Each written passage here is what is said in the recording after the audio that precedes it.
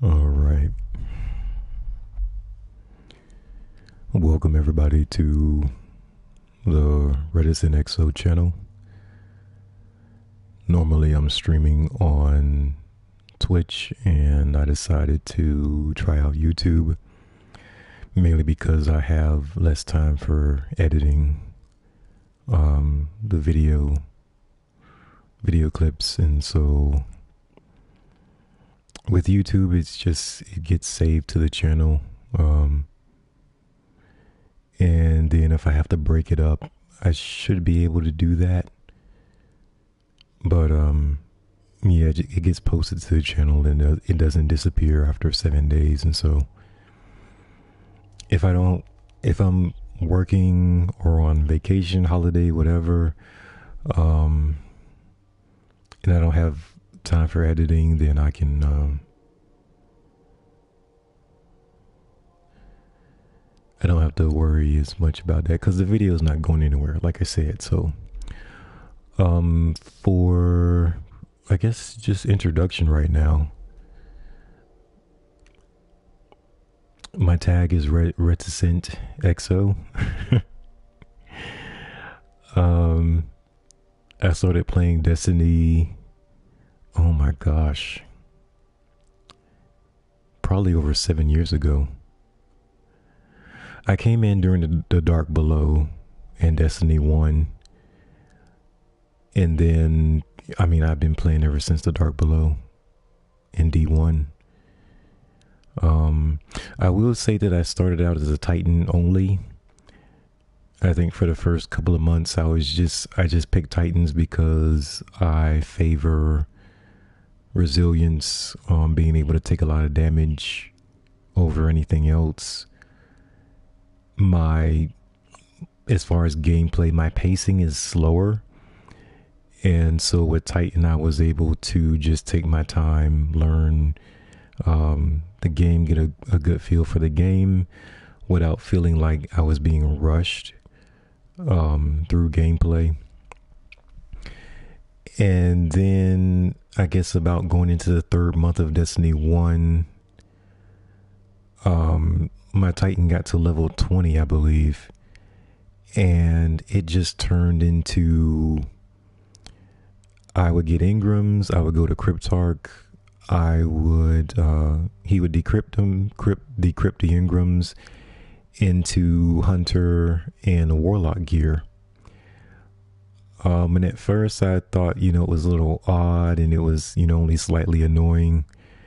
And then it got to a point where my vault was filling up with Warlock and Hunter gear.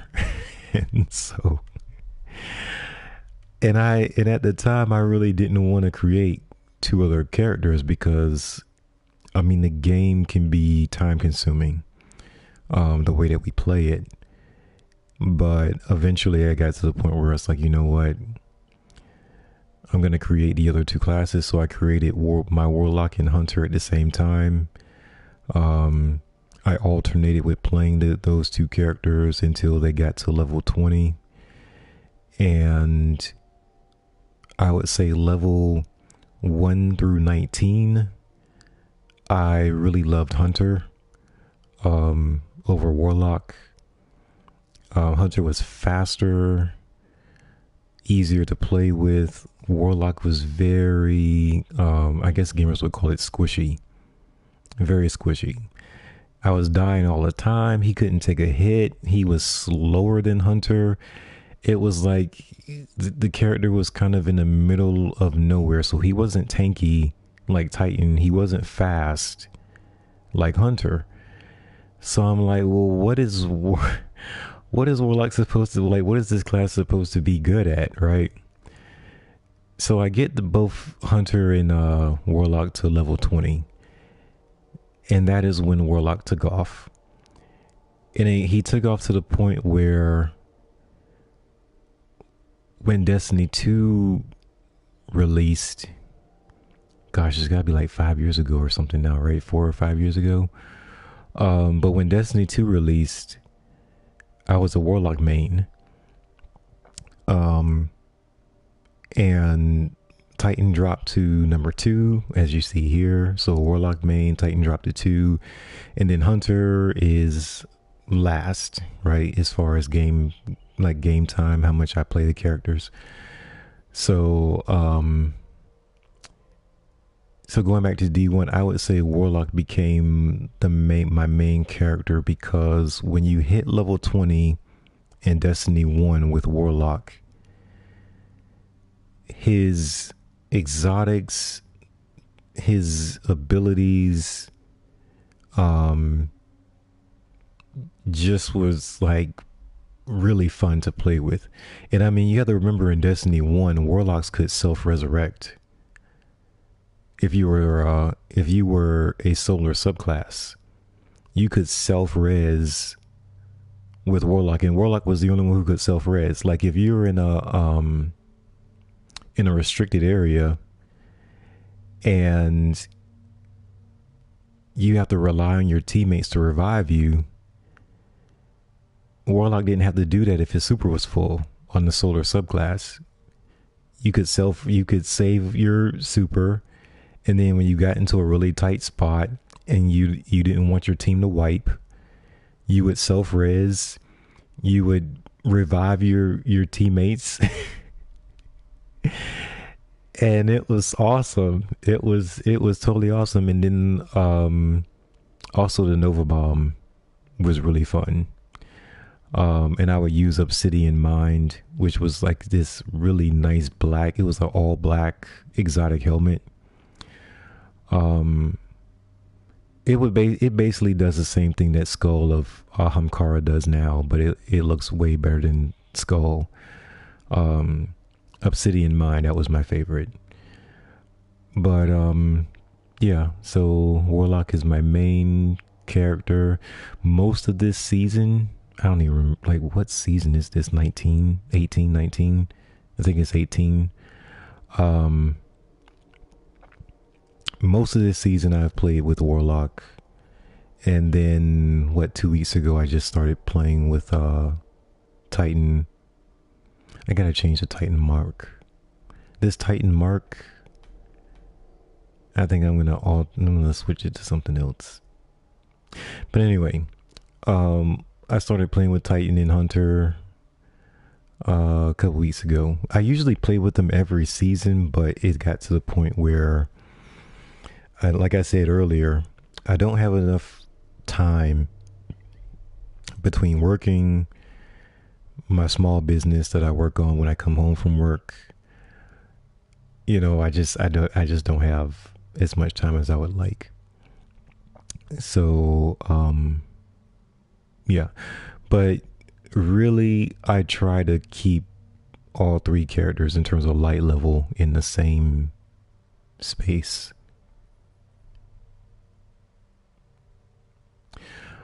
I did finally figure out how to enable cross save, because like 2 weeks ago, 3 weeks ago, I got another laptop. My old laptop crashed, and finally got another laptop.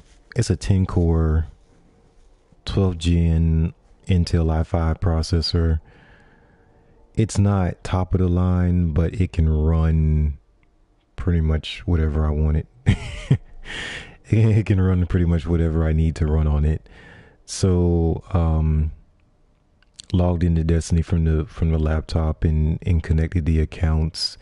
It's just I'm not used to mouse and keyboard. It's a little, I'm clunky with it. So if I play on my laptop ever, I would have to use a controller, because yeah. I'm not used to the mouse and keyboard. But yeah.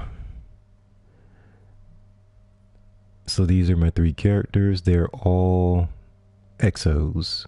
Like, I don't have a human and an awoken in an exo. I just made all 3 of them exos. And if you take off their helmets, they all pretty much look the same, except I changed the paint on. Like, they have the same facial structure, but I changed the paint on all of them to make them look different.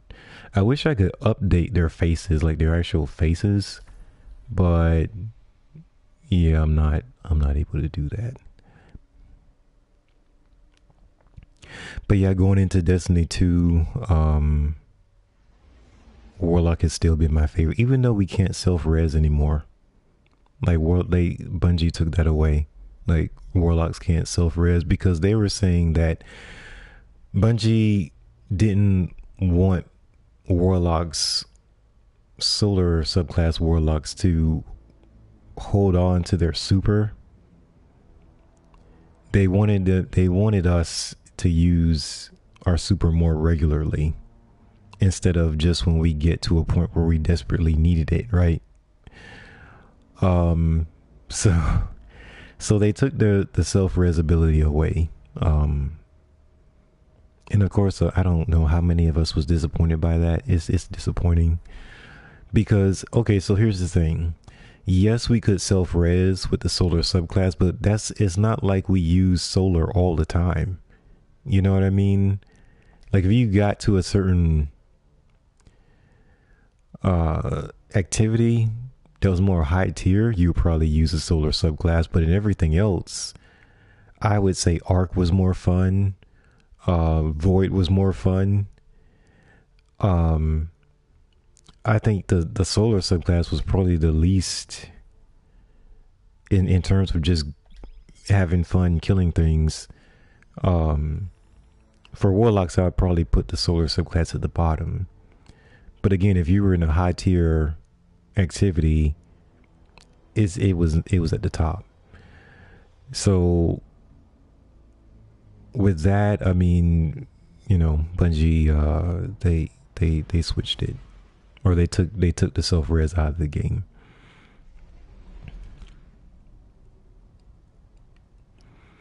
This is the ship is Telesto inspired. It was available for Bright Dust. What was last week? I think either last week or the week before. I grabbed it for sure because it's one of the more unique ships in the game.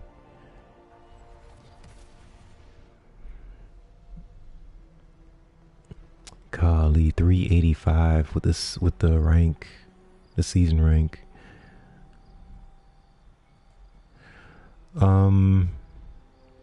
Okay, so this chest just showed up. I forgot what it was for, but I'm gonna take a look at it.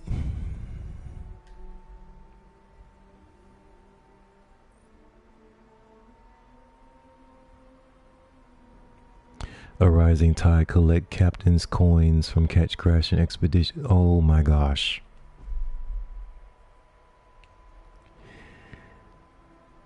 Okay, let me just, before I sigh or yawn or start complaining, let me just read this and see what's going on.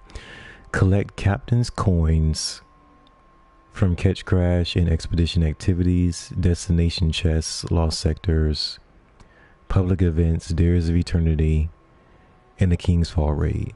Donate the captain's coins here at the donations chest to help Mithrax and Spider improve the Elixni quarter.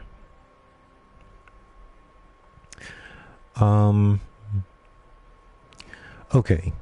So I'm glad I held off my complaint, because if this was only Catch Crash and Expedition, it's no way that I would run that, because we ran those two activities into the ground this season already. So we run them into the ground. Donate the captain's coins here to help Mithrax and Spider improve the... Are you sure Spider's actually gonna spend the money correctly? Like put it towards the Elixni quarter, or is he just gonna like pocket some of it and do whatever he wants with it?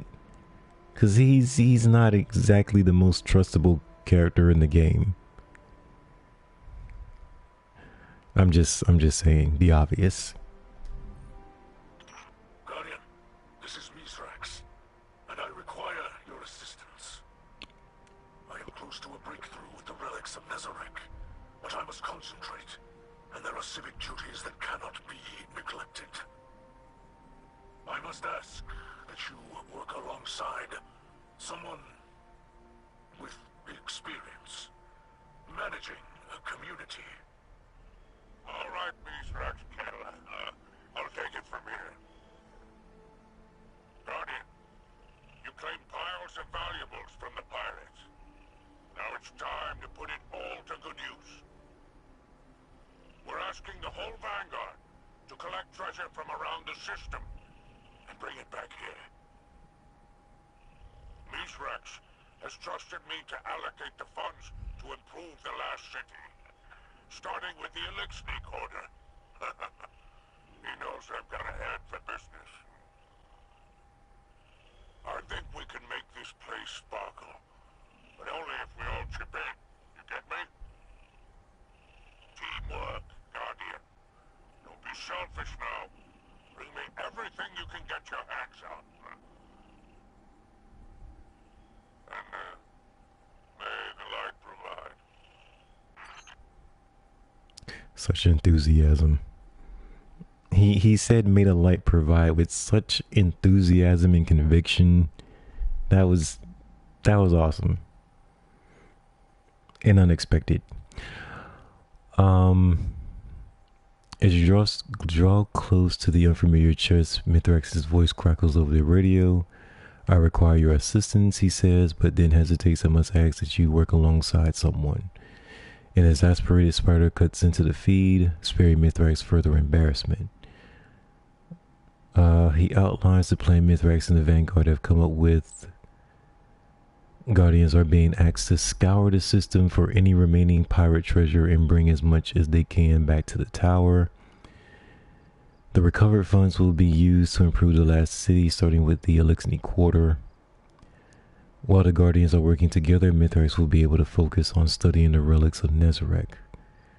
He feels he is close to a breakthrough. He has asked Spider to distribute the resources and finance the improvements of the Elixir Quarter needs.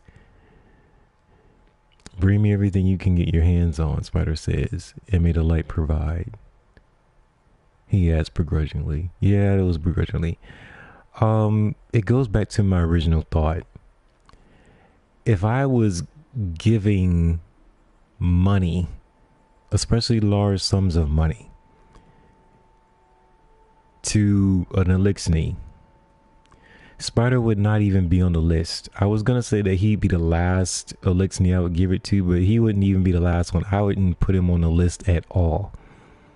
And this is simply because even in this season, when the Vanguard gave him Ingrams to distribute to the Guardians, he tried to cheat us out of that as well.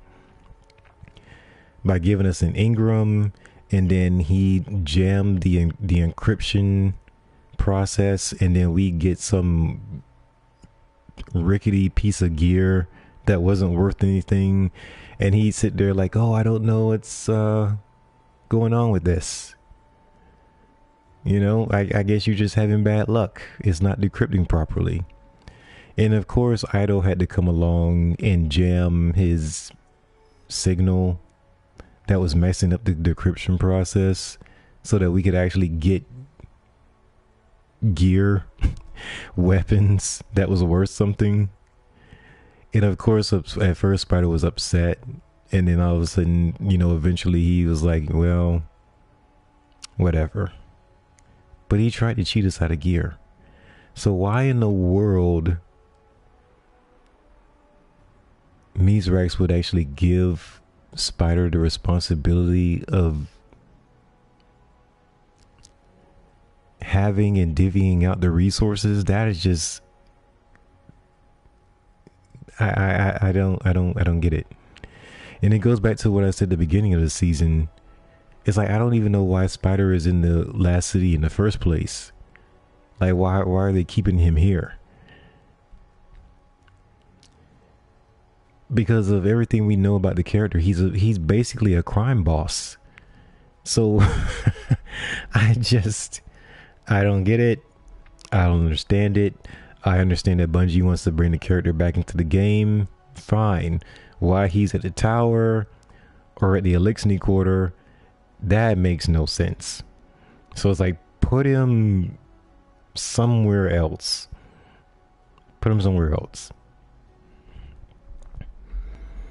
And then I think Mizrax said that the queen has a price on Spider's head. So technically we're supposed to turn him in and get reward for it. So instead of running around the system collecting coins, we should just turn Spider in to Queen Mara. Say Merry Christmas and go about our way.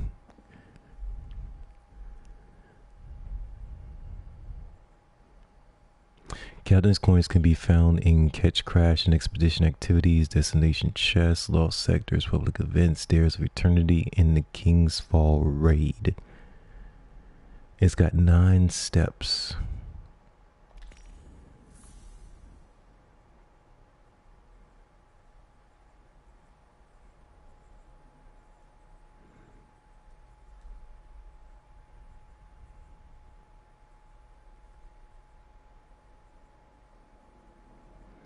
Swashbuckler Shell.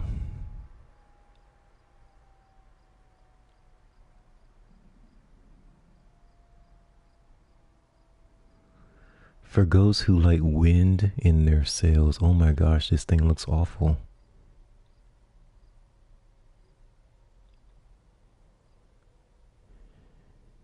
I don't know. I mean, I know we're still on the pirate theme, but I don't know. This, wow. Yeah, I don't like this one at all. Ascendant Shard, that's good. Enhancement Prisms, good. Rewards may include Deep Sight Resonance Weapon, Eververse Ingram, Bright Dust, Glimmer. 600 requires 300. Okay. And then they give you an emblem that doesn't look very good at all. Let's see, community goals, updates every 15 minutes, global treasure donated. Gosh, I can't even... Is that 639,000,000? That's what it looks like. Okay, community goal 1, cleanup. Removes debris and improves accessibility for the Elixir Quarter. Unlocks the ability to donate. Season of plunder map fragments to the donations chest. Improves the ether tank in the Elixir Quarter. You are able to donate treasure coordinates. Secures imports. Donate destination materials. Elixir to enroll in tower security forces. Purchase Elixir Quarter gift boxes from the donations chest. Builds additional housing. Unlocks the transfer quarter gift box.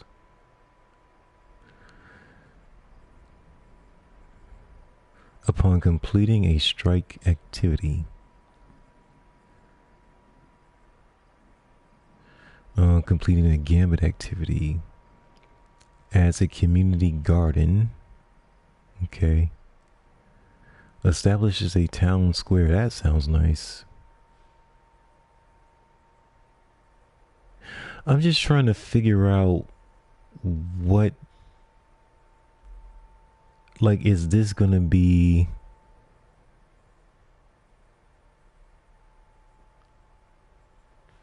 Okay, so they're saying that the helium fragments in the barren bogs, I guess they're, yeah, these are the two materials they're gonna get rid of. Treasure coordinates, map fragments, okay.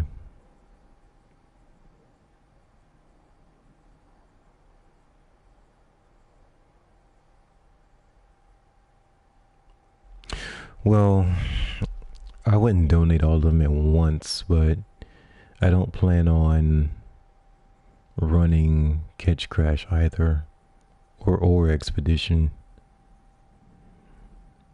I just really wanted to see what this was about. Man, this is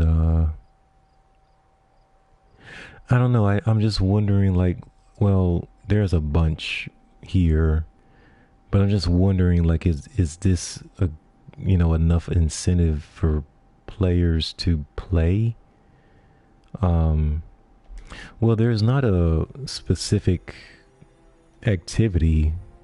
It's like basically we can play whatever.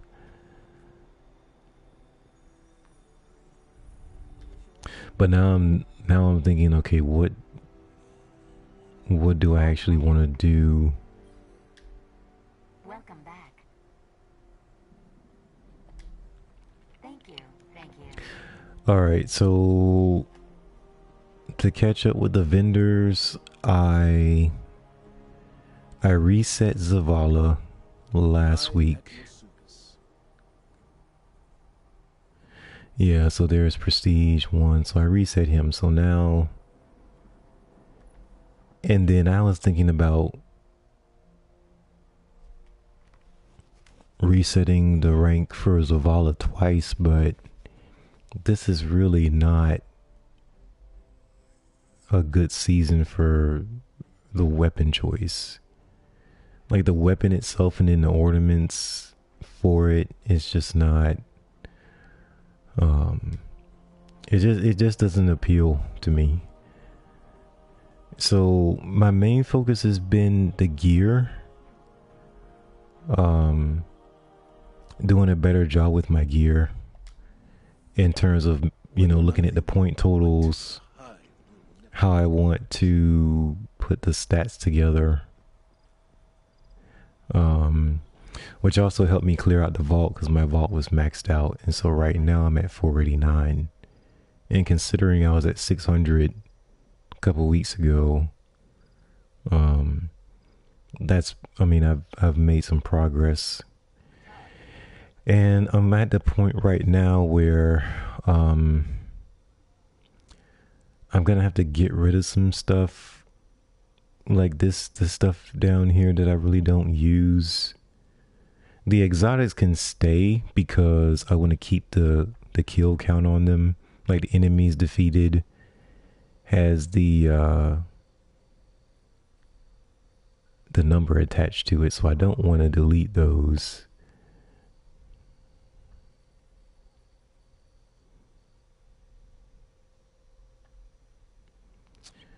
Oh, what happened to Crimson?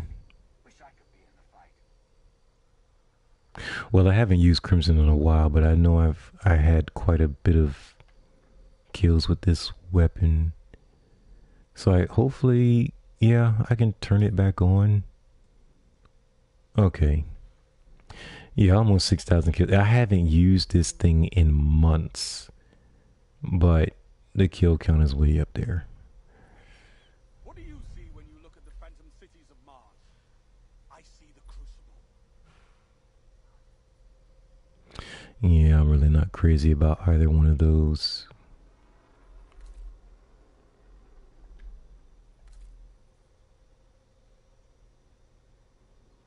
Golly, I guess I'll go default.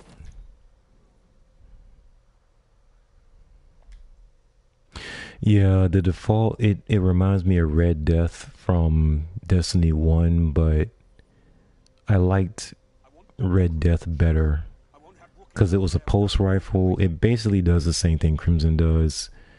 3 rounds. I think it regenerated your health on a kill.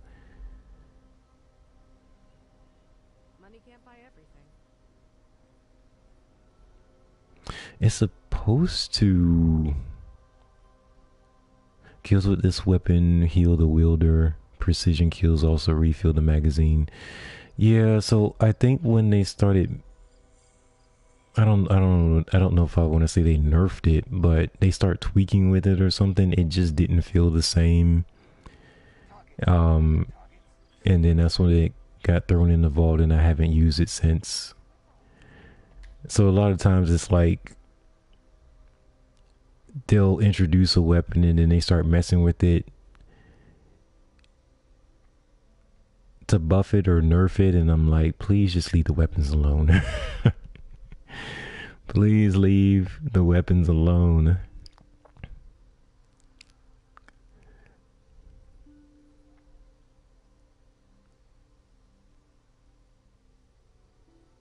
This is actually a pretty good weapon though. This one here. The targets don't know their targets till you get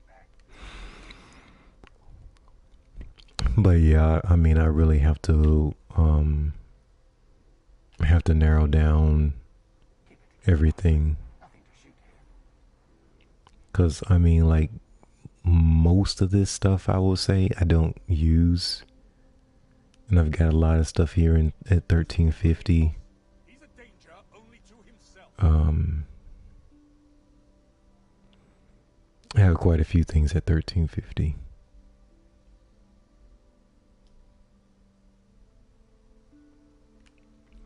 And then the rest of it, I mean, I just don't use it. Dark. Just like rats.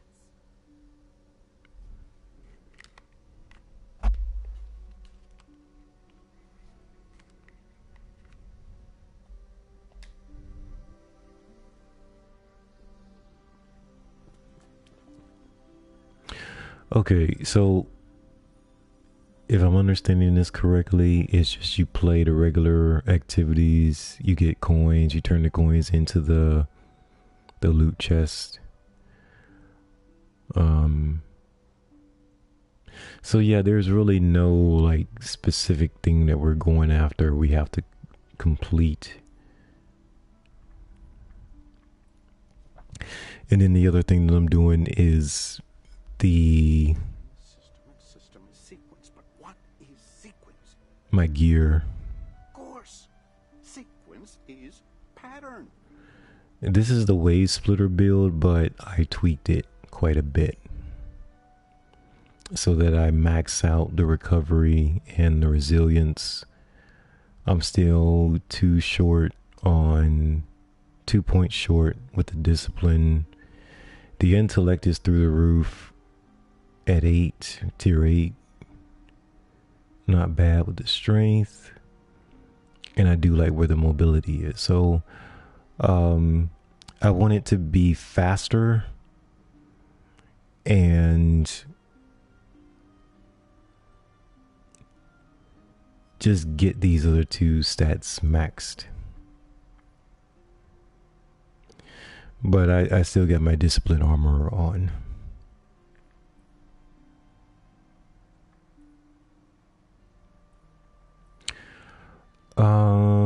And okay, so the last time that I played, I got rid of a lot of these deep sight weapons as far as just getting the attunement progress finished. So this should be the last one that I've got left to finish.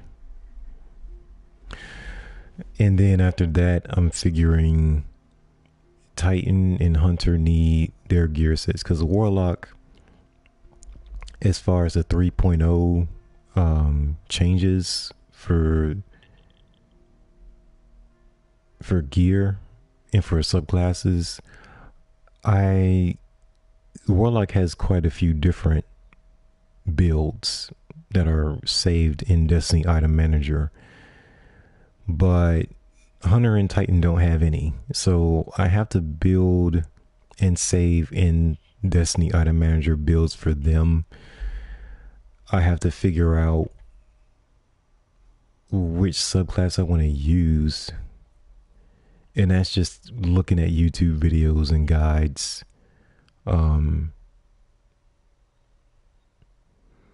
To figure out what I want to use. Now Titan, I'm probably going to go solar.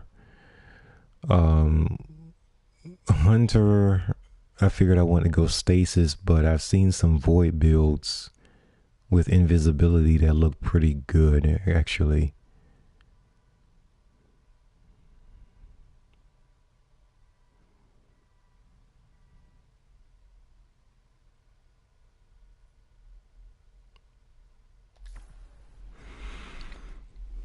And then the other thing I'm thinking about is the do I actually want to buy silver to complete the Eververse gear set for Hunter?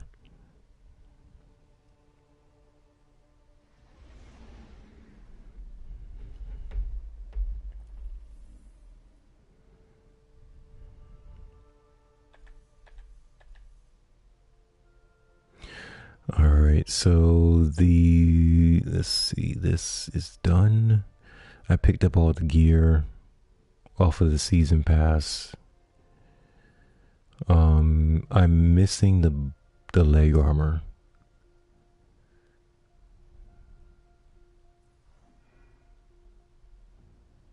I did pick this up this year. I did pick that one up. I haven't used Jotun in so long though.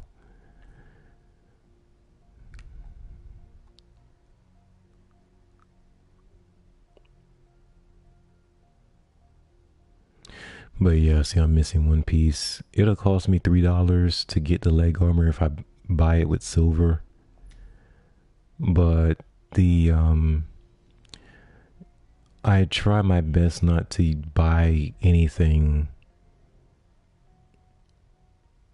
I really don't want to buy anything with silver, but the week that they had the leg armor available for Bright Dust, I just missed it. I forgot to jump on this character and pick it up, but I love this gear set. Love, love, love. So I'm like, I can go ahead and wrap it up by just buying the leg armor. And then I can change Hunter's look because I can't put the rest of the gear on and not have the leg armor. It'll look really awkward. And then I also have to figure out if I run Void, what are the armor mods going to be, that type of thing. If I run Stasis, same thing. What are the aspects, fragments, and the armor mods going to be? So, but I said I'm leaning towards Stasis because I just like the Stasis super for Hunters. I think that's really good.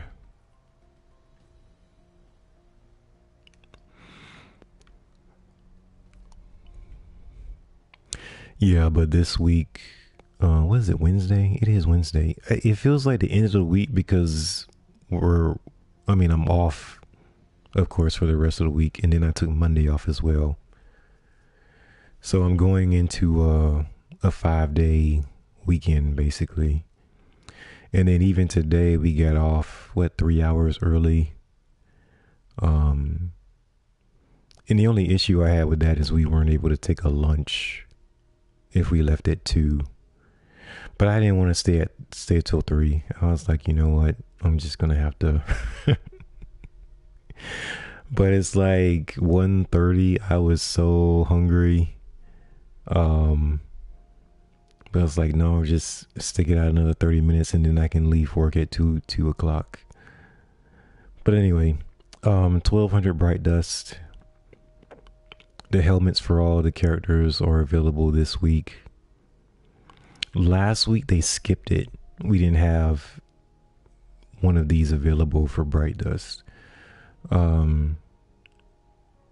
So yeah, next week I have no idea. Like, how much time do we have left in the season? Yeah, it's less than 2 weeks. So we have this week and then the week after. And then the season will be over. So what is that? Let me see if I can pull up the calendar.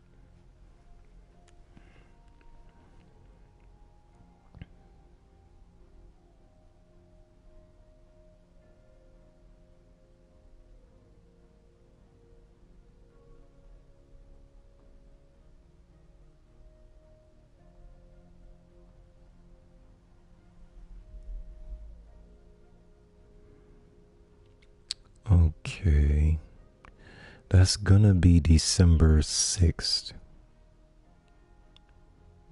That's Tuesday, right? Right. Okay. Yeah, Tuesday, December 6th. At reset, we're gonna go into whatever season is after this. I haven't looked it up on Bungie.net.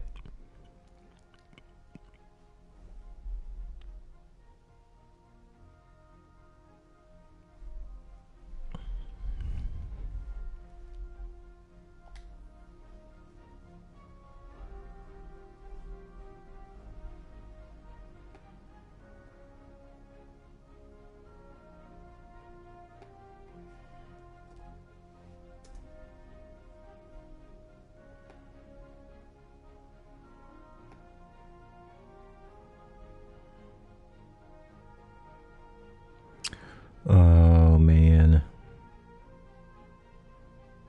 Hold on, I have to check something else.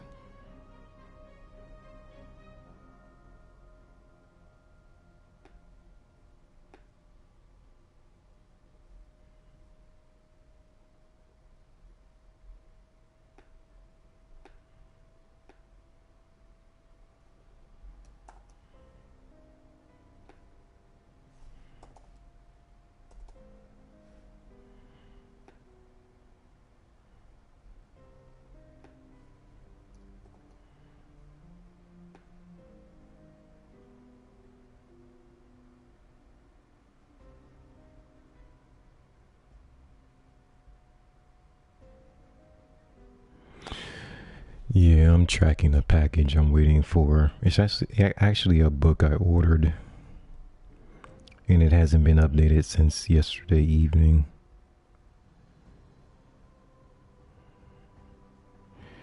Yeah, so I'm probably gonna have to wait until Monday or Tuesday.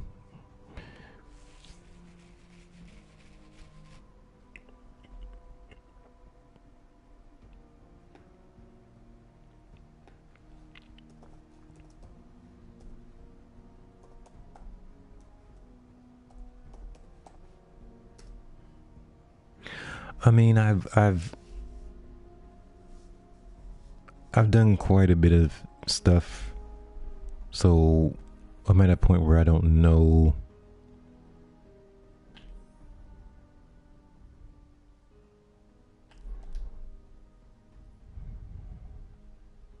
like what do I really want to focus on besides the gear.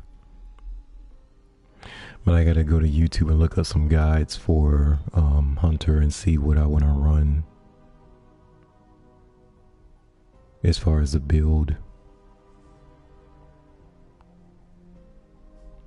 I tried more invisibility a few days ago because I was watching a Twitch streamer, and she was running a lot of Grandmaster Nightfalls using invisibility with Hunter.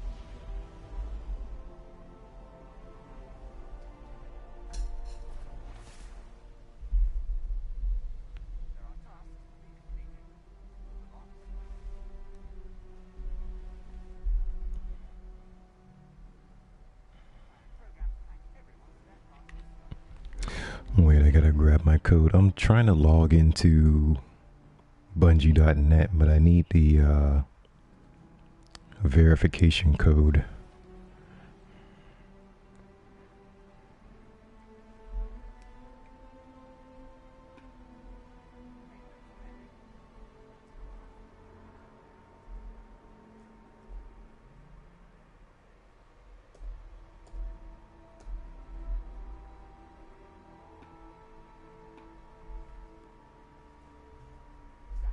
Everyone's ready to serve these days.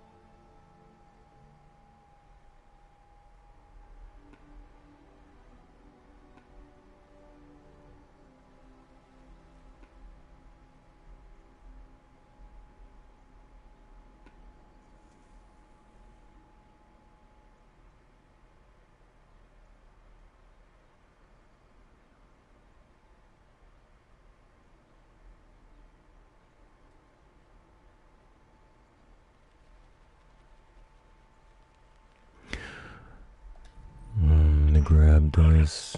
This is Mithrax, and I require your assistance. I am close to a breakthrough with the relics of Nezarec, but I must concentrate, and there are civic duties that cannot be neglected. I must ask that you work alongside someone with experience managing a community. All right, Mithrax Kell.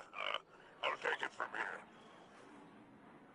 Guardian, you claimed piles of valuables from the pirates.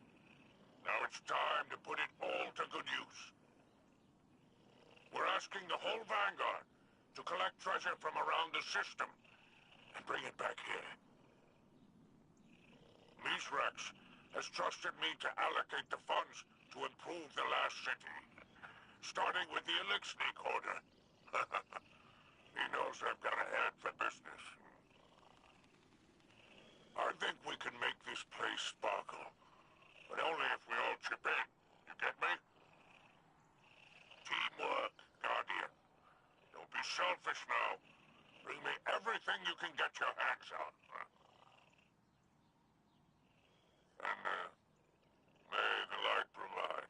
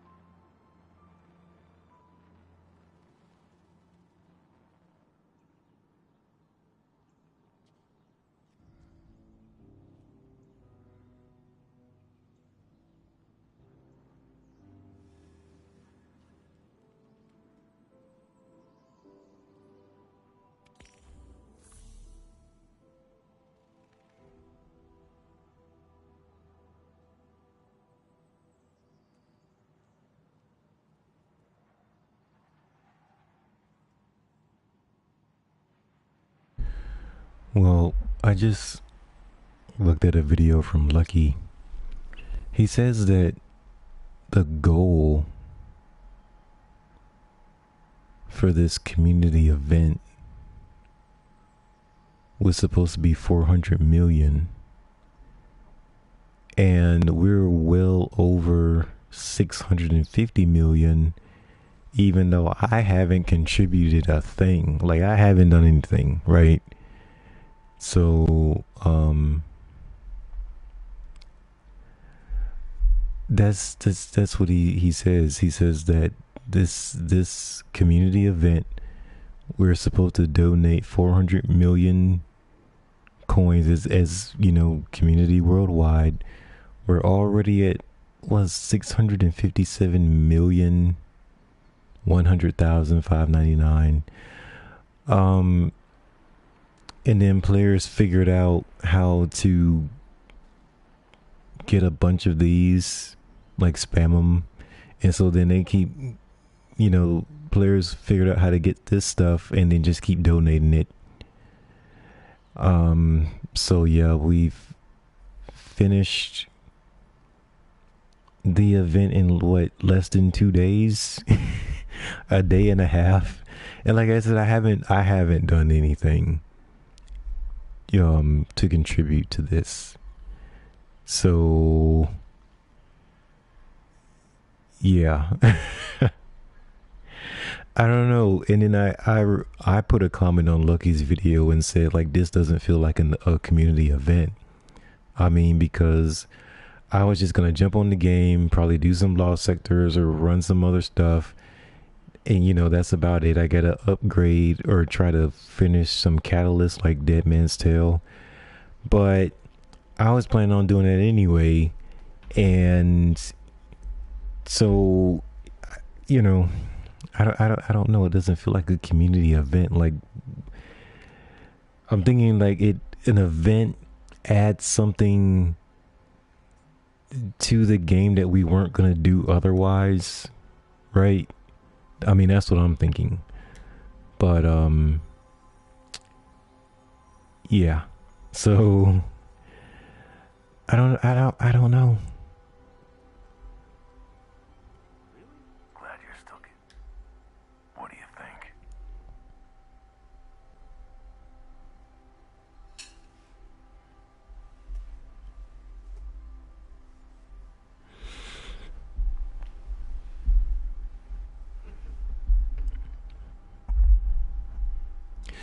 I mean, I at this point I'm thinking, oh my goodness, we should just focus on tying up loose ends for the next 2 weeks or 12 days or so. Tie up loose ends, clean out our vault, and get prepared for next season in terms of like just little details and things like that. But in terms of like grinding, it's like no. The first month of the season I get most of my grinding in, and then I take a couple of weeks off, or I like slow down, and I don't play the game as much. And then, like I say, after 2-3 weeks, I come back to the game. Probably around week 7, I want to say week 7, I come back and try to catch up on some things. So I would say like the first 3 weeks, I get a lot of stuff done. And then around week 4, I start getting like tired of running whatever that seasonal activity is. In this case, it was Catch Crash and an Expedition. And then the seasonal event. What was it? Festival of the Lost. The first week I missed it. The first week I just didn't play it at all because I didn't think I was going to play it. And then the last 2 weeks of the event, I just bomb rushed it. Like I played a lot. And I think I took a Saturday and I started like 5 in the morning, 6 in the morning, and played darn near all day. Into early that Sunday morning, and got quite a bit of progress. And then that going into that week, I just wrapped up everything to the point where I got the seal for Ghostwriter. But yeah, I just blitzed it. So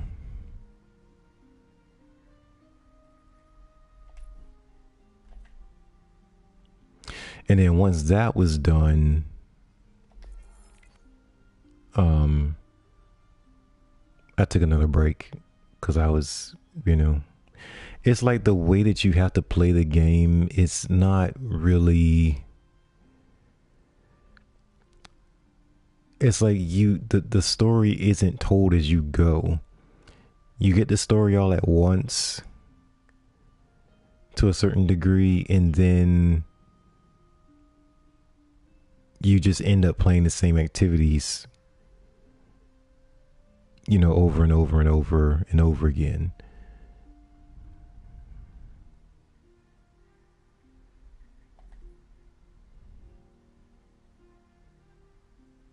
Yeah, so I think Book of the Forgotten, Volume 2, I found all of it. So I've got a bunch of lore.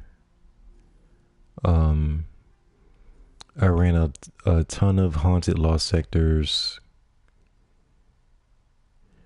So, and again, I had a 2 week window before the haunted lost sectors were gone because, like I said, the first week I missed it.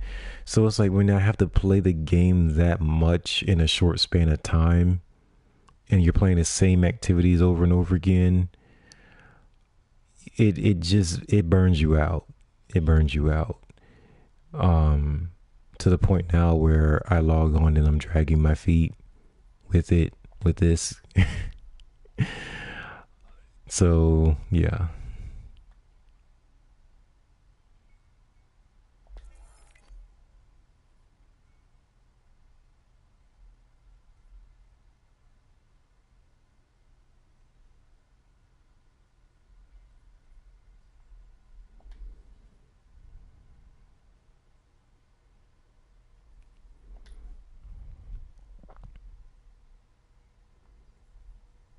Oh man, I need one more Sweet Sorrow.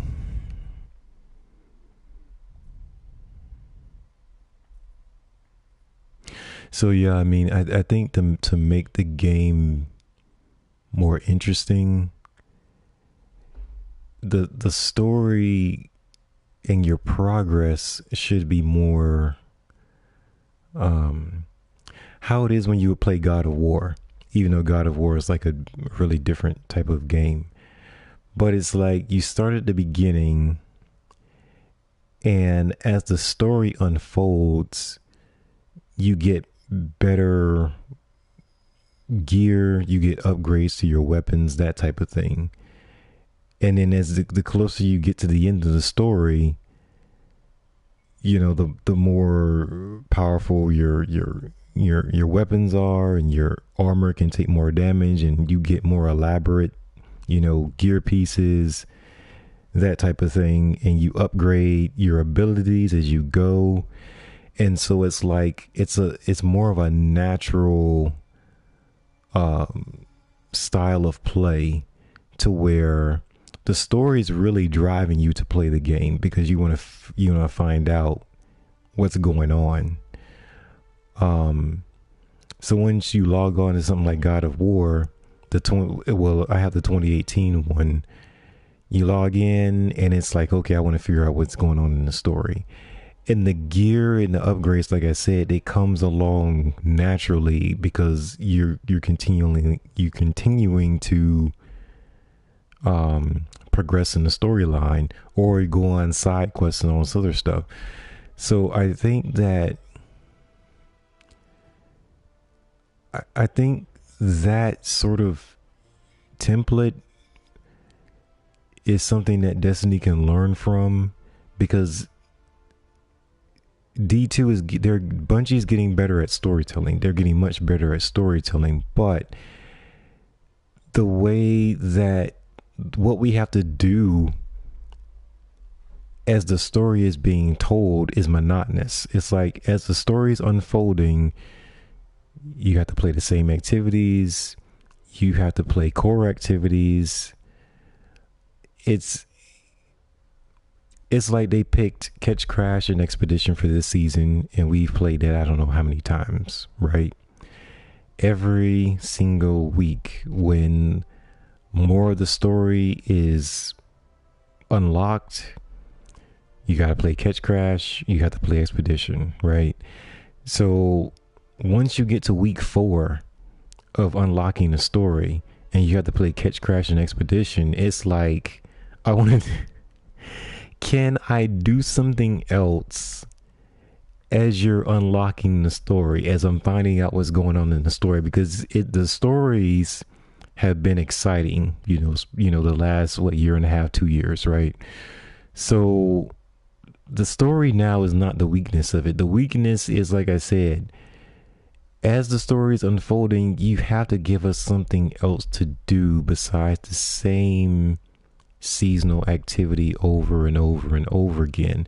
And then it doesn't help that when we go to the seasonal challenges that they require us to play Catch, Crash, and Expedition like a lot, right? So it got to the point where this is my week 1. Like I said, I came out really strong.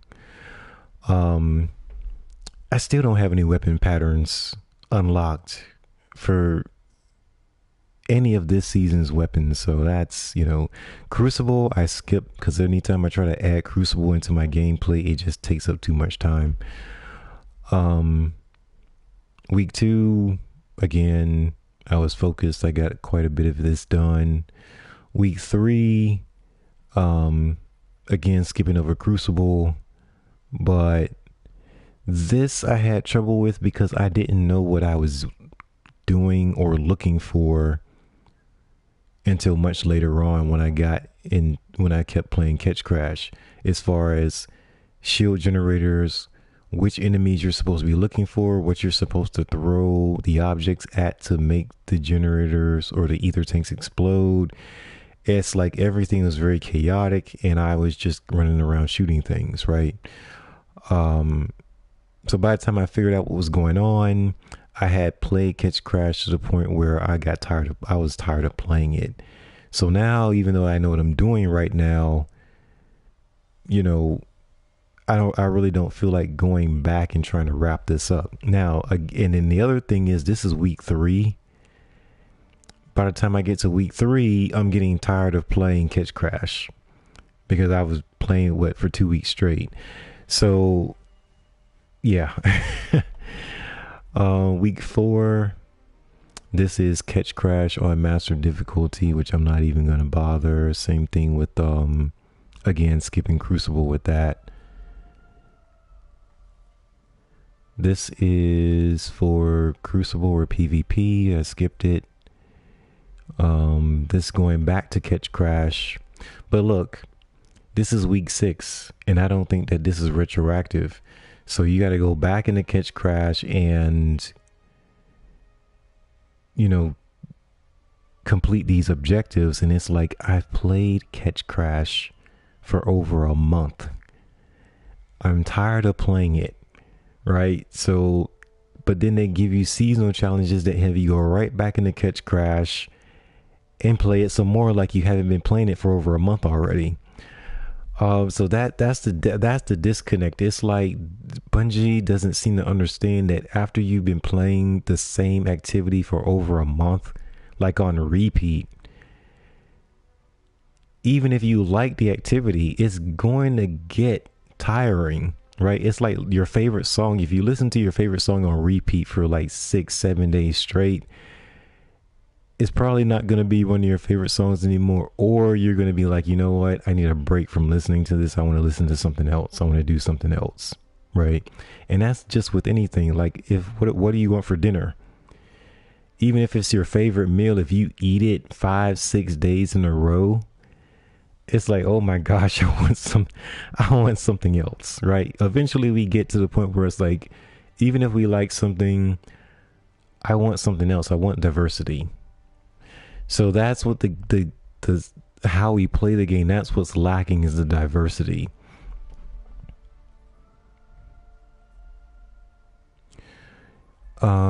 This is level 10. Well, you have to shape a weapon or craft a seasonal weapon to get to this point. And again, I've got a lot of weapon drops, but I haven't been able to unlock the patterns for any of them.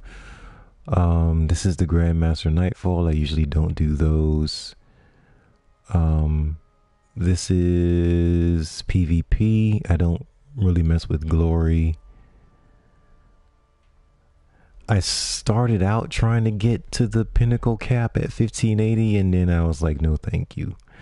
I got tired of it.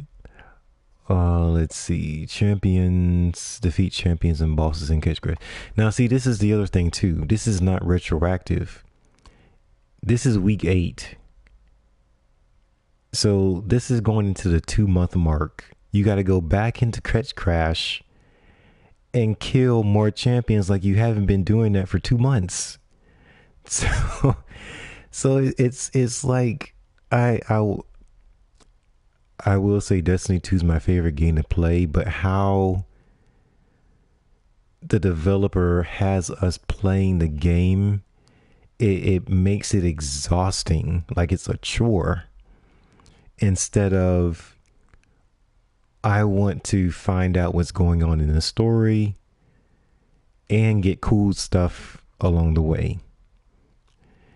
They sort of have it capped to where, okay, you do get an excerpt of the story every week, but then after that, what do you do for the next 6 days until the following weekly reset?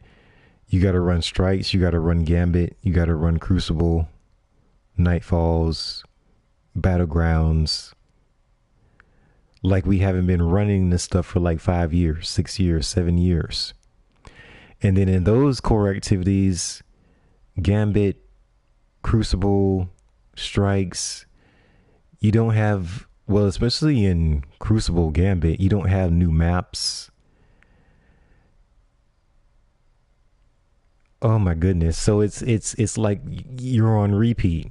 And then when you do want to play the other activities, Catch Crash Expedition, you've played them so much that it's like, okay, I don't want to do that either. So it's basically playing, for me, it's like meaningful gameplay on Tuesdays and Wednesdays, right? Where I catch up with the story, figure out what's going on. You get to listen to the radio transmissions. And then some of the missions, the missions that we actually had to go and get the pieces from the Nezarec pieces, those missions were awesome. Those were my favorite ones, but it's only one per week. It's one activity per week, and then once you're finished with that, you can't re-access it. It disappears off the map. But those were the best ones because you went to a different place. You fought a different type of boss or bosses, and it was just refreshing because you didn't have to play Expedition again. You didn't have to play Catch Crash again, right? So I guess I'm saying that they have to add another core activity to the game. And also with the core activities we already have, like Crucible Gambit, definitely need more maps.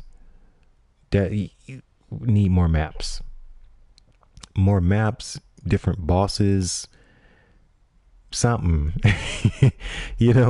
Because I mean, we've been doing this, like, just take Gambit by itself, we've been doing this for years, literally years, and literally playing on the same maps, so it just gets stale. And then it's gotten to the point where the weapons that we get from the vendors, like Zavala, Drifter, you have to get to rank 16 in that activity. But then the weapon that you get is not really exciting. Like this season, we get the grenade launcher, but it's really not, it's not blowing me away. It's another grenade launcher. We've got a bunch of grenade launchers, right? So it's not anything meaningful. And then you have to reset your rank again to get the ornament. And I looked at the ornament, and the ornament's not looking really good. And so it's like, I don't care for the weapon, I don't care for the ornament, but we're expected to play Gambit and Strikes and Crucible so much that we reset our ranking with the vendor twice in 3 months. And we've been doing this every season. Every season, it's like they want to entice us to reset our rank with the vendor twice for that 3-month season. And I'm like, the incentive has to be more, because otherwise I'm gonna reset my rank once, get the Ascendant Shard, which is really what I want, and then that's gonna be it for me.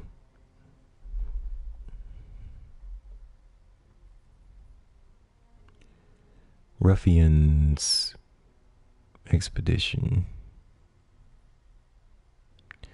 Linear Fusion, I forgot about that. This is multiple rounds, win multiple rounds in trials. Okay. Acquire the Vanguard ornament for Cry Mutiny. You do get a bunch of XP and like 150 bright dust. But do I want to go through resetting the Vanguard rank a second time? Not really. The only thing is I need gear. I need gear. High stat gear. That's really what I need. For all three, well, Warlock is in a better spot than the other two classes, Titan and Hunter, but I need high stat gear. And then for the seasonal shaped weapon, again, I haven't unlocked a pattern yet. So this is sort of something that I can do later. Now, what I have done this season was finish up some of the Season of the Risen stuff with the PsyOps. I still have 3 of them that I can run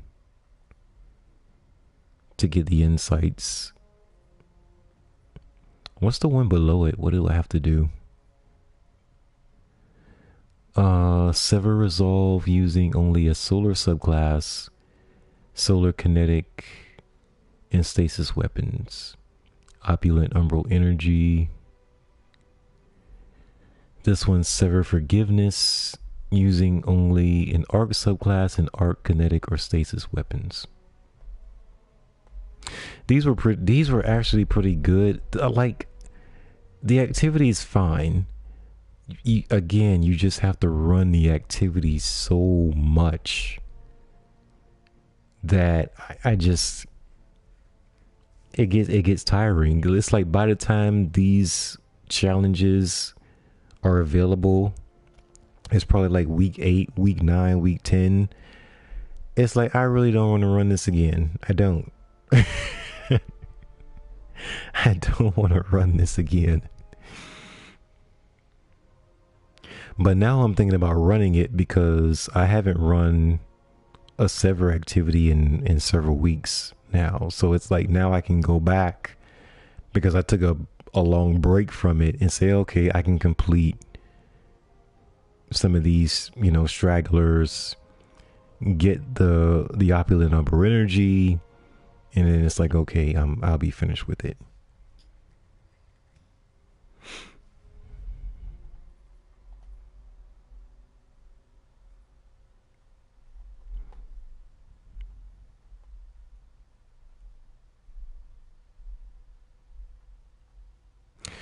Okay, so I want to run Sever, right?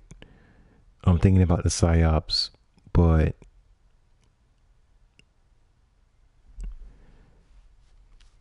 I have to figure out who I'm going to go to for the guide for Hunter.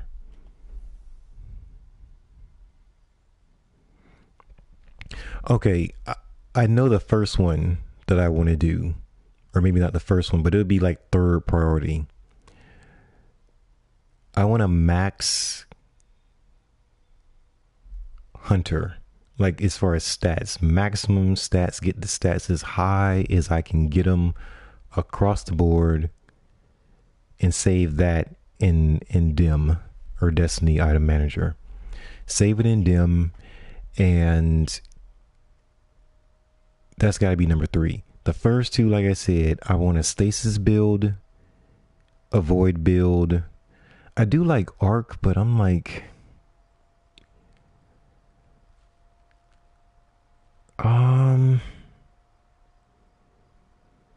yeah. And then I just have to, I just have to see how it compares to the other 2 subclasses. The other 2. Solar, I completely forgot about. I'm not really thrilled or enamored with the golden gun, or the barrage. It's just not, yeah. I'm not that crazy with solar. But if I find something that's really cool with the solar 3.0 builds, then I can save that and test it out. But Titan, definitely, I know I want to run solar on Titan because Titan has the hammer.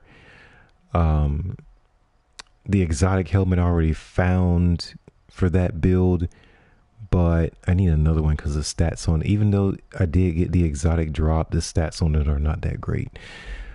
So that type of thing I need. So the first thing that I will do, gosh, how do I want to approach this? I can go maximum stats. Okay, so here's the mobilities, the plus 22, right? That's because of powerful friends. It gives me that secondary plus 20 mobility. Now, do I have the other arc on here, on the cloak, or... Let me see how this is. Yeah, I think this is it. Because if I take off outreach,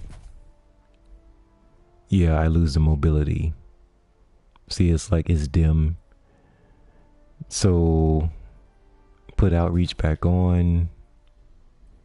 See, mobility's highlighted again. So yeah, they're both, these, I have to have them on together. Now the other one is, I think it's radiant orbs. I don't know which piece would that be. Would it be the chest piece I would need it on?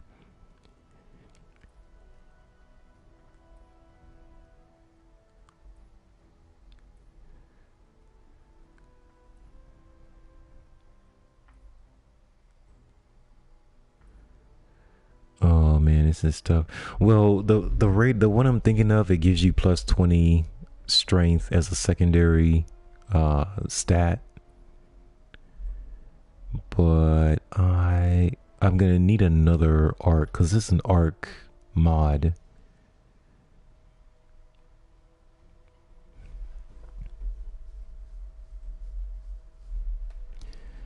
It's definitely an arc mod. I have to find it.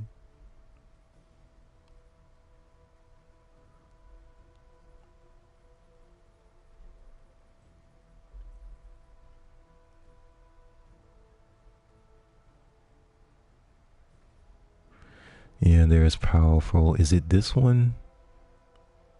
Yes, it's this one. And it's telling me there's not enough space. Okay. So I've got to take this one off. Put this one, yeah, radiant light. I was saying radiant orbs. So radiant light, you get plus 20 strength, but you have to have another arc armor mod equipped, right? So I've got powerful friends and something else on the cloak, so that will activate the plus 20, right?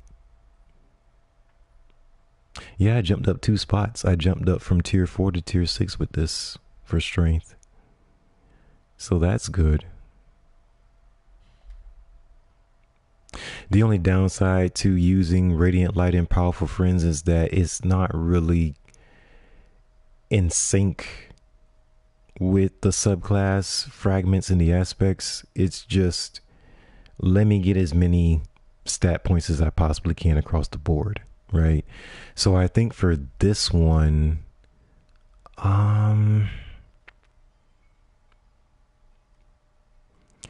okay, so those two are set. I've got powerful friends with the plus 20 mobility.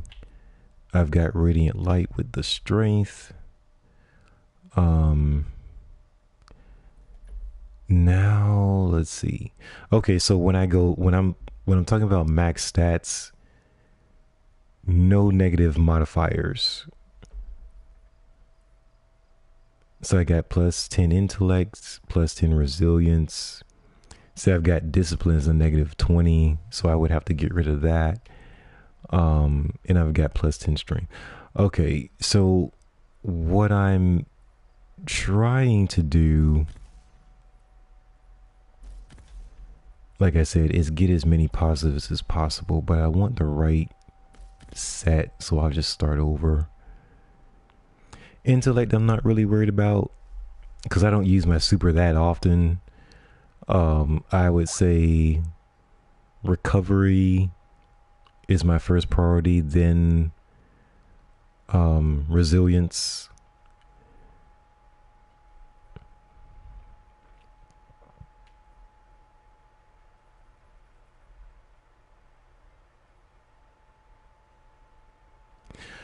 Okay, so we've got, gosh, is this the first one? Well, there's intellect, but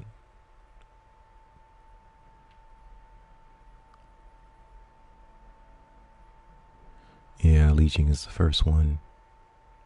And the only problem with the positive fragments like this, with the stats attached, the actual ability is not that great.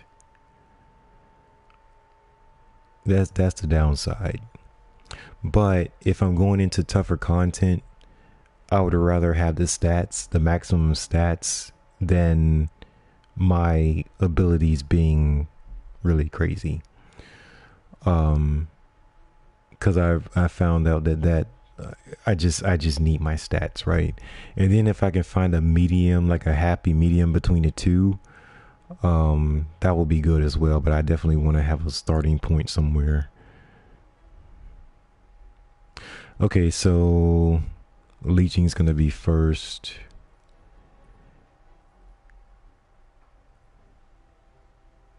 Discipline. Yep.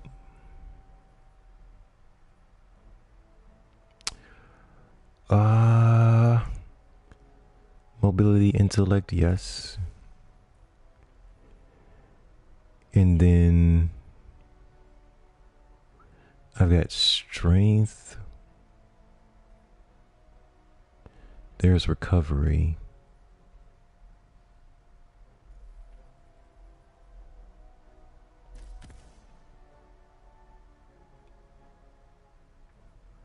Okay. And I think the aspects are where I want them. Dodging makes you invisible. Defeating a weakened, suppressed, or volatile target grants invisibility and true sight. So when I start focusing on abilities, this is a really good start. But let's see. All right, so I'm 1 point short. And then I think that, well, yeah, I should have a better helmet than this. I really should. What I'm trying to do with Hunter, which is a little tricky for me, because normally I go for a lot of recovery, resilience, discipline, right? But Hunter's class ability is tied to his mobility stat. So his dodging, if it's at a 5, I'm not going to get the recharge very fast. So to get his dodging to recharge a lot faster, his mobility stat's going to have to get closer to 100. So eventually I'm going to be looking for pieces like this with a lot of mobility, a lot of recovery, and hopefully a decent amount of resilience. But that's what I'm going for. It's just been tricky trying to find that combo. And then at the same time, I don't want to have to add a recovery mod to this, to the helmet, or to any of the pieces really, because the recovery takes up 4 energy spots, and I'd rather use 3 for mobility or use 3 for resilience, and then that leaves me 7 spots open so that I can start equipping other things on each gear piece. So if I start out with using up 4 spots, I'm gonna lose a spot in there, and I feel like that's gonna cost me.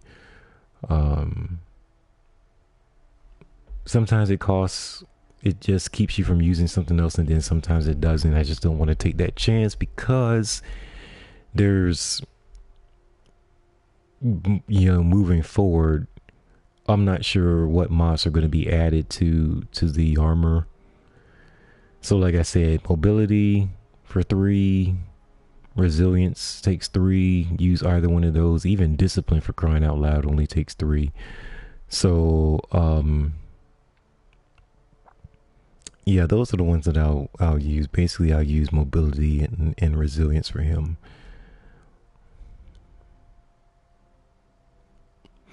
If I do have to use a recovery mod on an armor piece, I'll probably just get rid of that armor piece, like get rid of it, because I don't want to use 4. Like this one is ideal. I would put a resilience mod on here.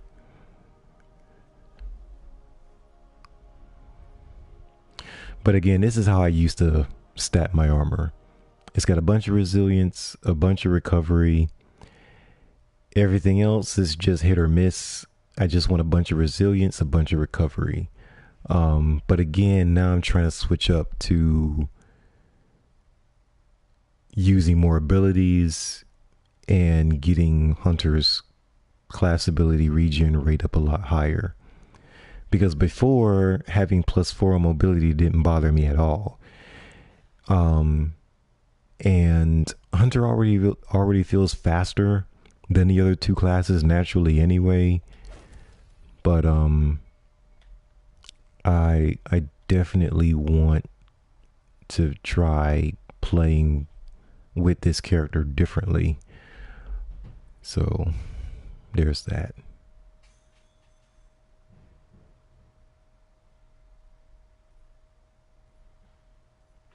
Yeah, I think this is it. I think that I took out most of the armor out of the vault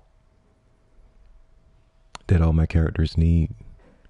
So this is probably the best one in terms of recovery resilience. And then the other thing I'm looking at is the point total at the bottom. Like this is a total is 63. This is 65, 64. So as long as it's 60 or above, then I'll take a look at it. If it's like 59 or lower, if it's 59, it has to be like really good in terms of where the stat points are. But otherwise, 59 or below, I started getting rid of stuff like that last week. And like I said before, that really helped me clear out vault space, because I didn't realize I had a bunch of armor pieces that were, the total points were like 54, 55 in there. And I definitely want more points on the armor overall. So I think that's the best one.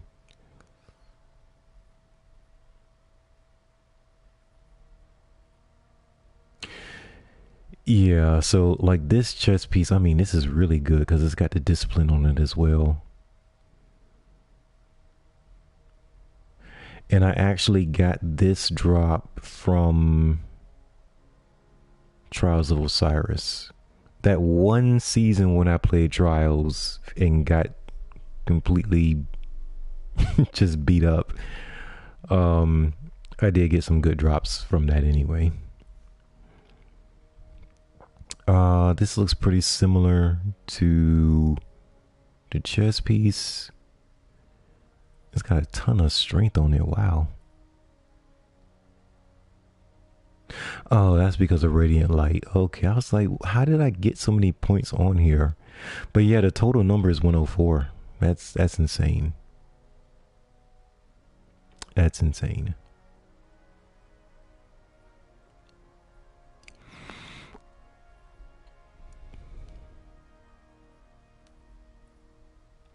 And then of course the class items are blank. They don't have any stats on them until you put something on them and you masterwork it. So it's just anywhere that you need a little bump, you would use this. Now this is interesting. Almost at 5, not quite. This is 10, good, awesome. That's pretty darn good right there. Intellect at 5, that's not bad. Not bad.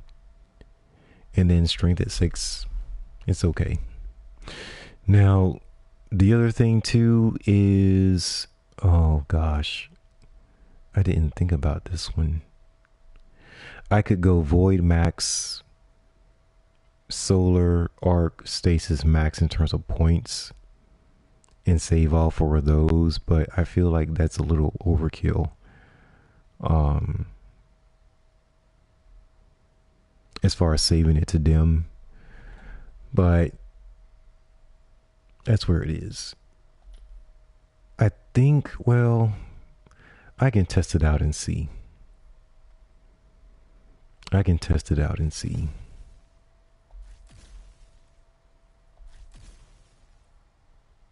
I haven't even unlocked everything, you know.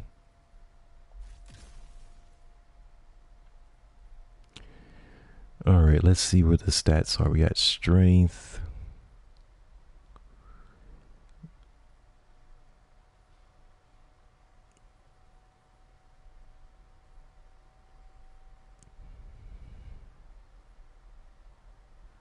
All I'm doing is looking for the pluses.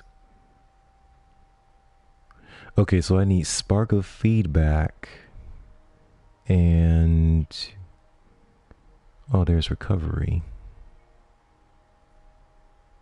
And there's Intellect. Okay. So there's 2.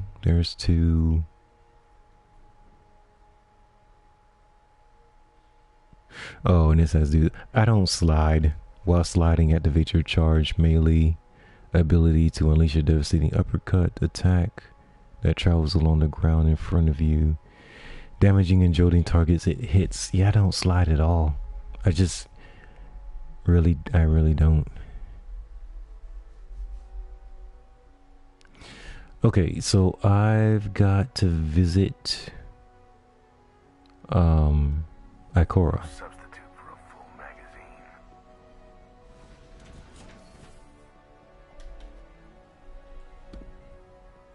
Our apologies for the inconvenience, Guardian.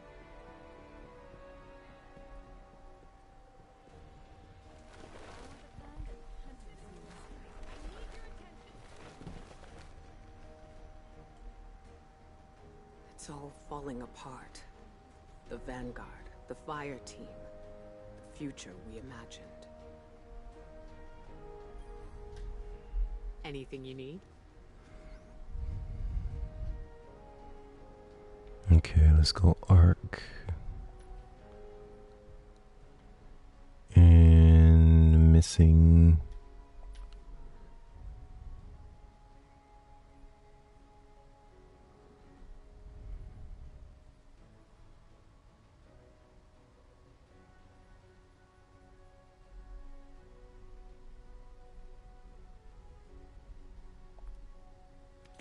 Very well.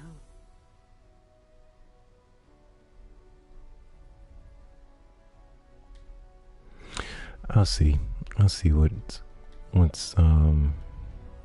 We stand behind you. Stick close, Lewis. You don't want some trigger-happy Guardians looking at you over their sights.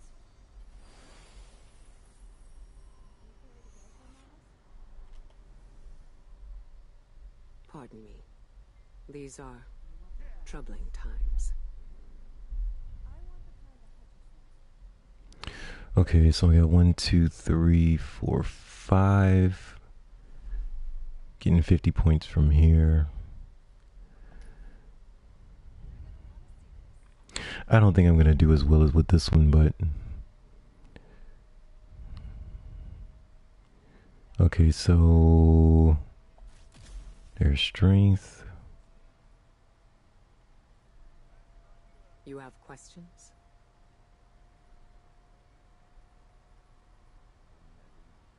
The Vanguard will survive Stick close, this. Lewis. The You last don't want city some will trigger-happy survive Guardians this. looking at you over their sights. There's resilience.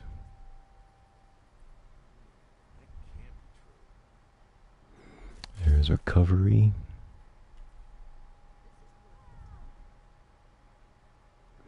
There's intellect. Is there anything else? Pardon me. These are troubling times. We're all the same, deep down. We all want the same Gosh, I think things. intellect. Ghost, human, exo, awoken, frame, bird. Yeah, I think intellect. This is the last one. Spark of brilliance.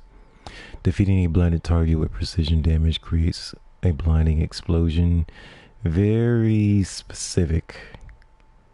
I'm like, oh my goodness. We'll crush these would-be saviors together, Guardian.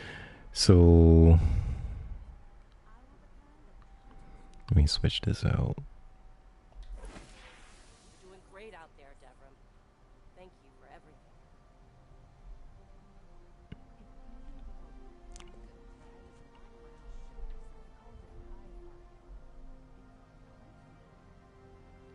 I can get it to 50 intellect, but Up out of the dark. it's gonna cost me. The Vanguard will survive this. The last city will survive this. Okay, so void and then arc. I'm missing intellect. Let's see about solar.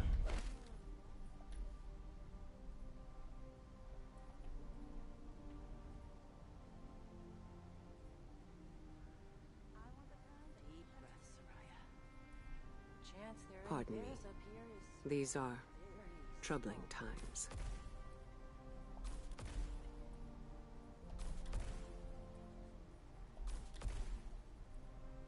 Yeah, I've got 5 fragments. That's crazy.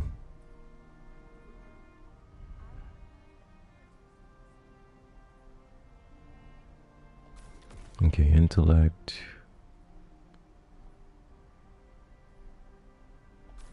Strength. Hey, Bird, be careful. I swear, if you get sucked into a jet turbine, You have I'm gonna be questions? so mad.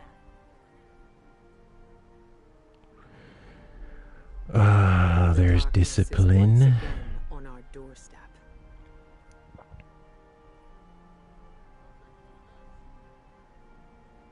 And strength again. There's resilience.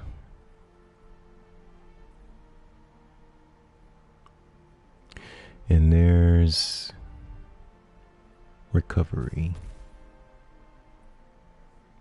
We'll crush these would-be saviors. So intellect, strength, resilience, recovery. Keep it together, Crow.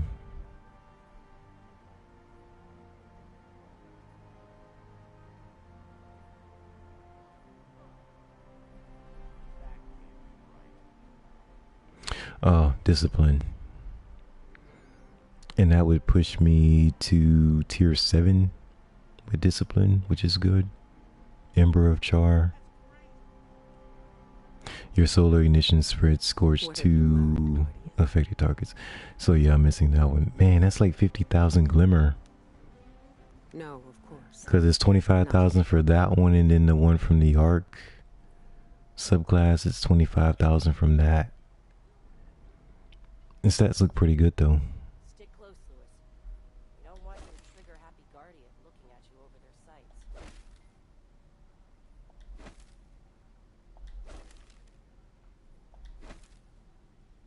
Okay, so I was looking at mobility. Pardon me. These are Void has the most mobility so far. Alright, let's see what we got with this.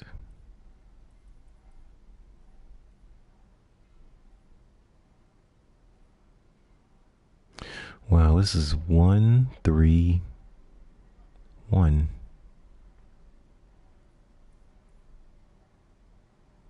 I appreciate Two, what you're saying, Tyra. Thank you. 3. Yes, we'll speak again tomorrow. We'll crush these would-be saviors together, Guardian. Oh, so I got 5 with this one too.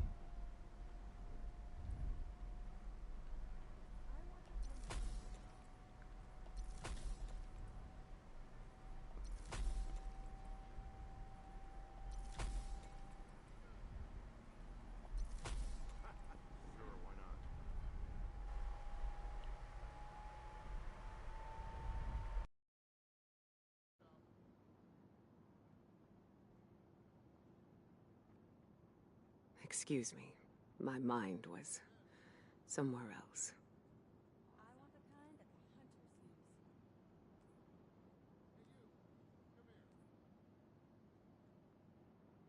If I'd known I was going to be working with this many Guardians, I would probably have listened at school more. Do you carry the Daito models?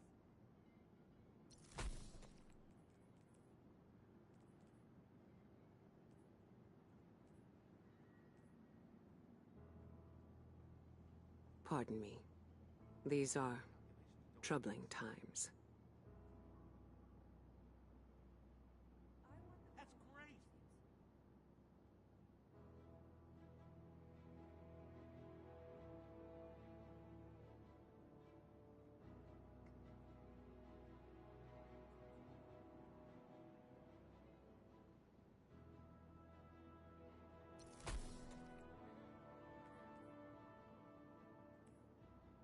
These people are friends. Friends, Soraya. What have you learned, Guardian?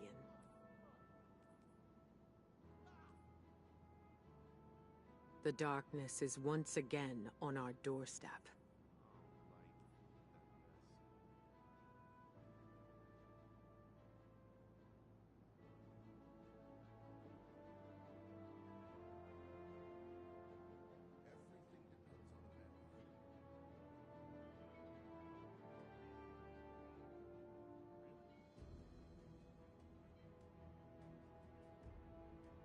Pardon me. These are troubling times.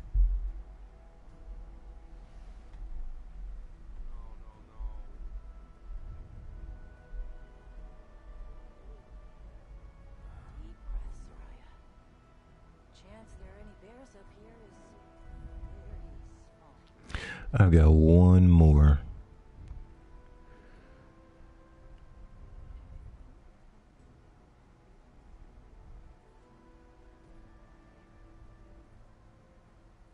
Up out of the dark.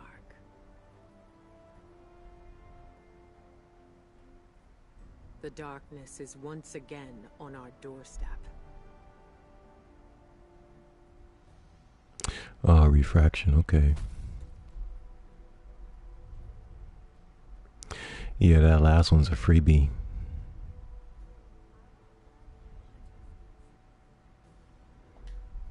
Man, that's really good. This is probably the best one in terms of like maximizing all the stats, because, well, Troubling. and I don't know if of any exotics that I could possibly use with this, but I've got an extra. I've got an extra 13 points with resilience, an extra 5 with recovery. This is at 6, 5, tier What have you 7. learned? Mobility, I would like to be at a 5. That would be So nice. much knowledge lost in the war. So I would Pity say, Busy. yeah, this looks like a winner. We're all the same, deep down. I would say switch out this one, the resilience, for Human, mobility. Woken, frame, bird.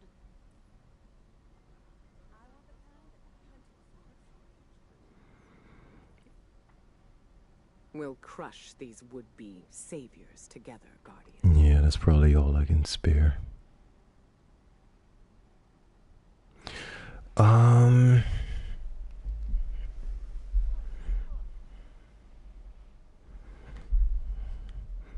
That's probably all I can spare. All right, so I'm thinking that He was looking at you funny because you're a bird.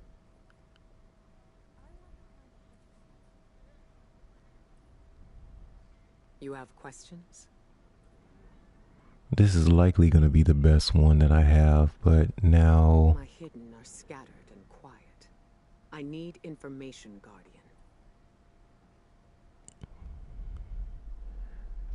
I have to research a build for it. But this is the max one right here, for sure. The void will probably come close. Pardon. Yeah, see, this These discipline are goes up. troubling times. Strength goes down with this one. Void has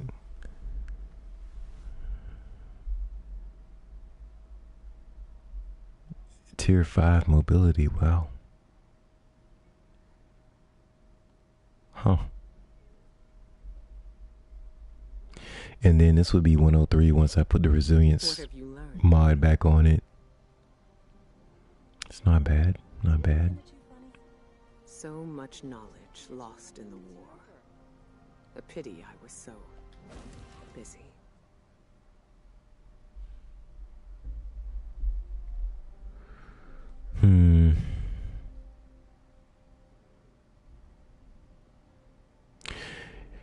I mean, I would definitely say it's between Void and Stasis. We'll crush these would-be saviors. And then Arc together. Strider, I need intellect on that. And yeah, there was one more on this one.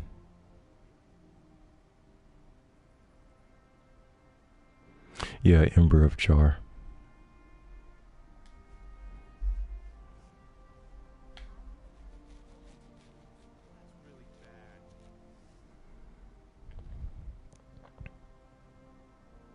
You have questions?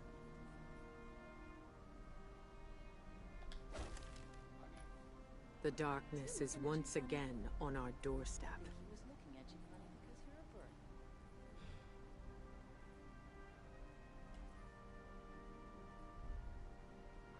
a bird. Okay, and then there's Spark of Brilliance.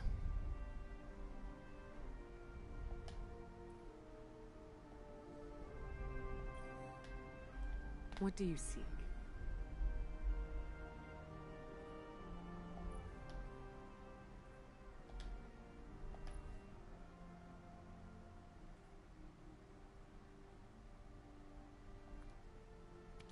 Then take it.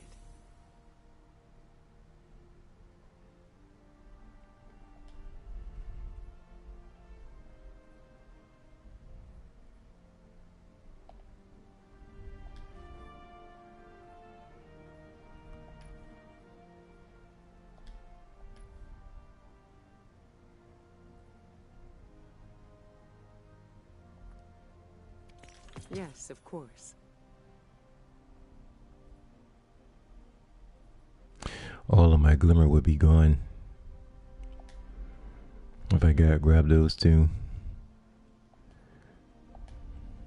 We stand behind you. I appreciate what you're saying, Tyler.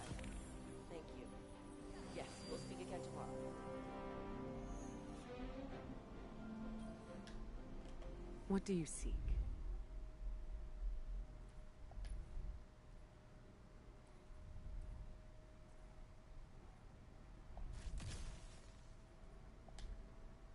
All right.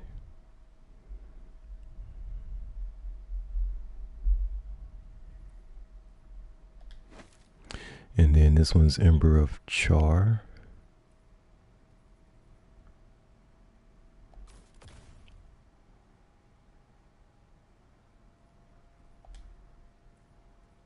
Well, because you have incandescent on the weapons, it makes the solar 3O subclass really fun to play with. But I don't know. I guess it depends on overall stats, and then I'll try all of them and see which one I like.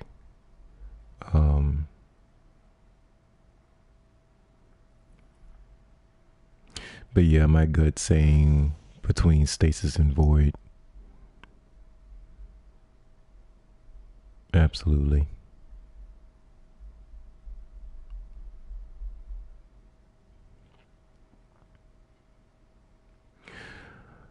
Yeah, so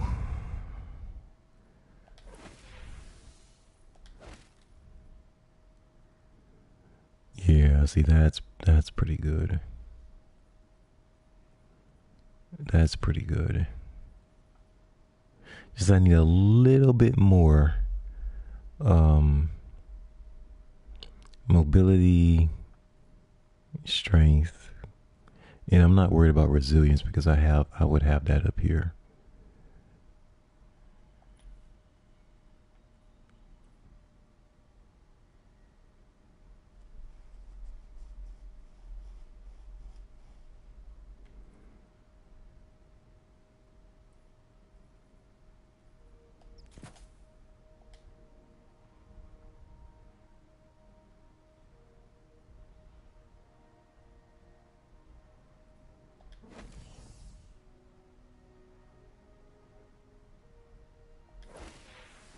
Yeah, so the way it's set up, both of them would be 48 with mobility.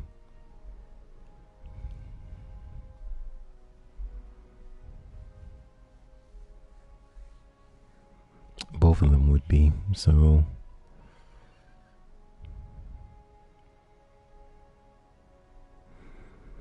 I don't know. I'll see how it goes.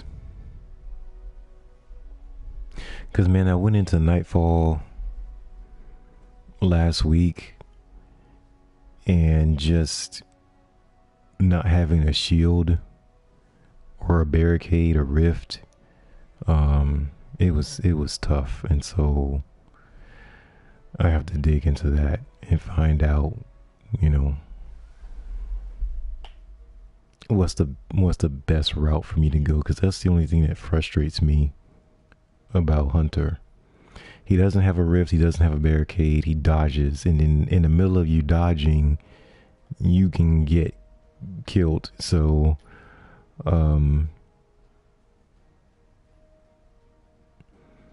yeah, dodging, it helps, but it just is not enough for me.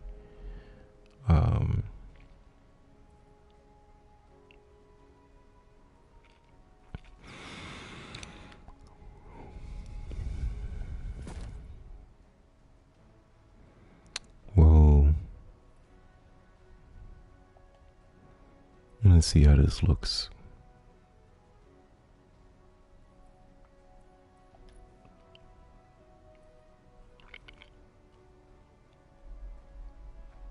No, I started thinking, like, if I'm void, then shouldn't the gear be purple? Eternal Vengeance.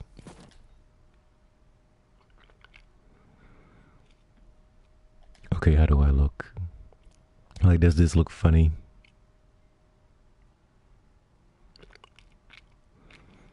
No, it's not too bad. Not too bad at all.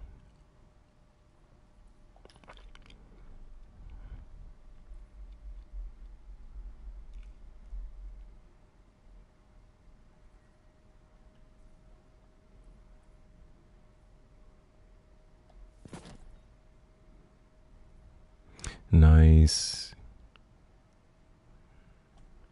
I'll probably change up the shader.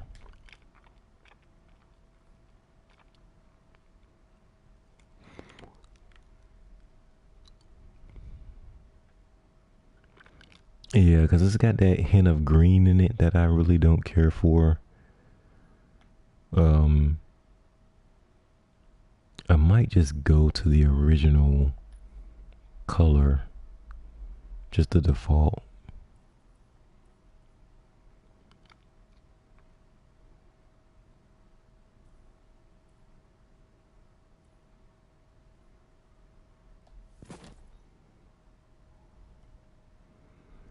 Oh yeah, that looks different.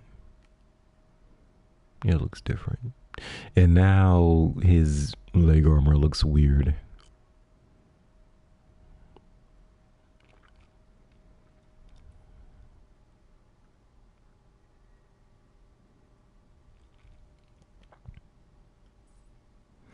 Yeah, so I might just go default. Can I pick default from here, or I don't think I can.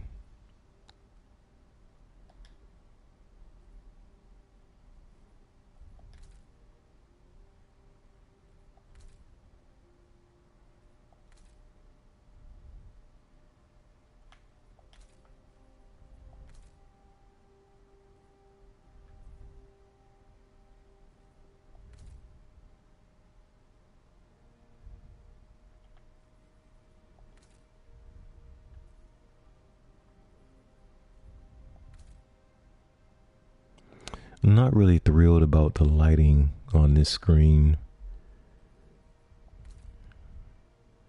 It's like too much light, making the colors look more washed out.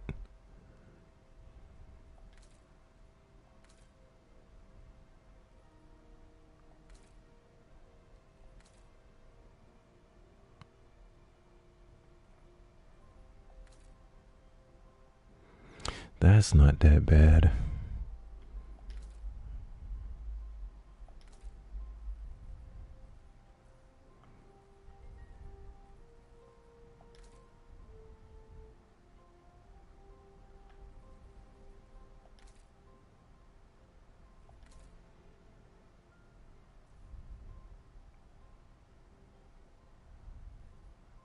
This has a little bit of green in it too, though.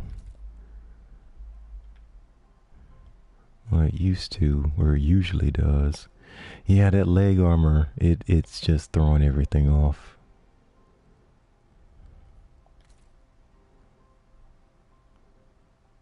You can't see it as much, but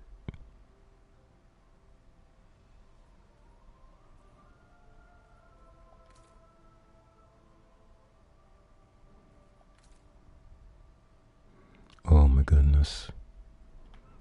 Crucible metallic.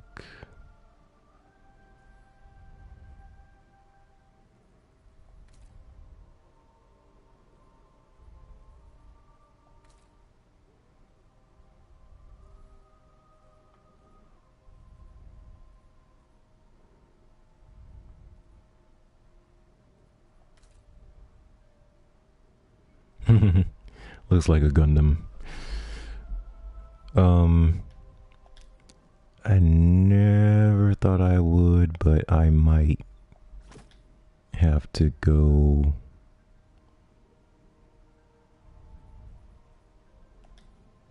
I might just have to buy the leg armor.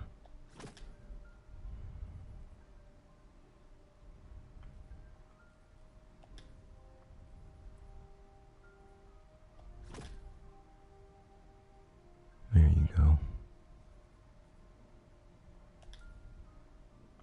I have no idea how this looks. Yeah, this is more blue.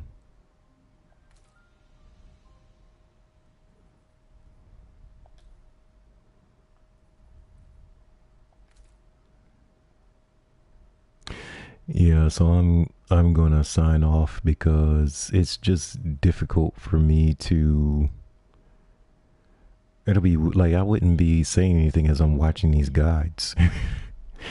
And I don't have a dual screen. Like I can't show you guys what I'm looking at. But I'm just gonna bring up some YouTube guys on my iPad. And yeah, see what I can. Oh, I love that. That is nice. So, gosh, I don't know. Like, this wouldn't be too bad if I could get orange in here. Because it's got the orange accents. But I have no idea what shader this is by default.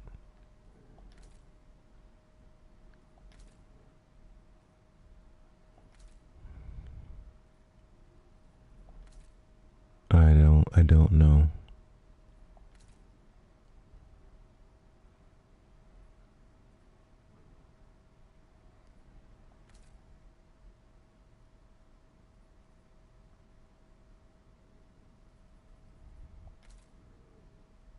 I don't know.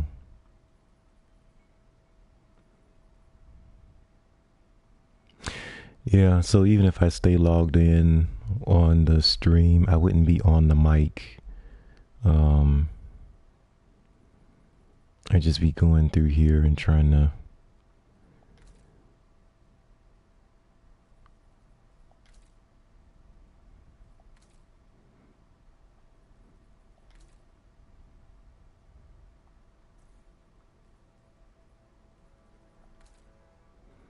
Oh my goodness. That's too loud. Yeah, it's just that leg armor is not going to work with this.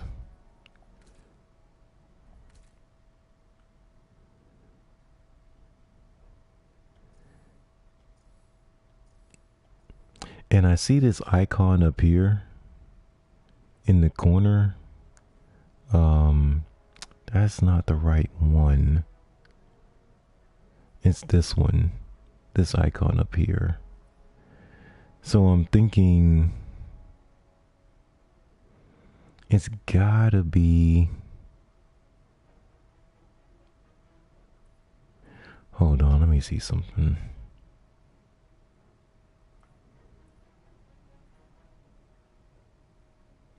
Yeah, see the little icon in the corner on the right?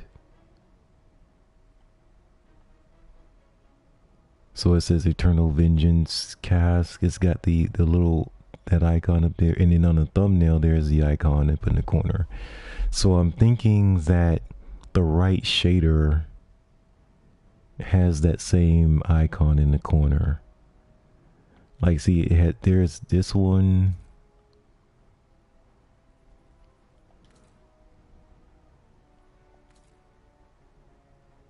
And basically it'll match it. But I'm not getting a match. Ooh, that's pretty darn good. That's nice. Yeah, but I'm not getting an exact match, so maybe I don't have it.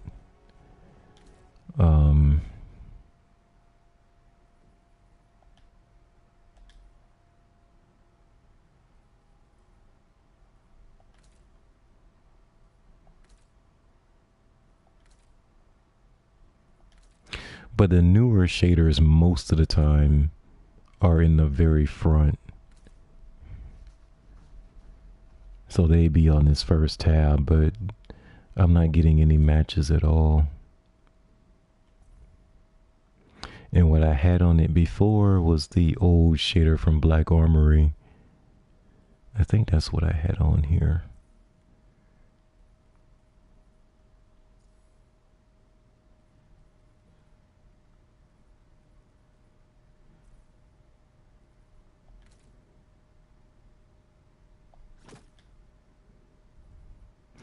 Yeah, and it just doesn't match.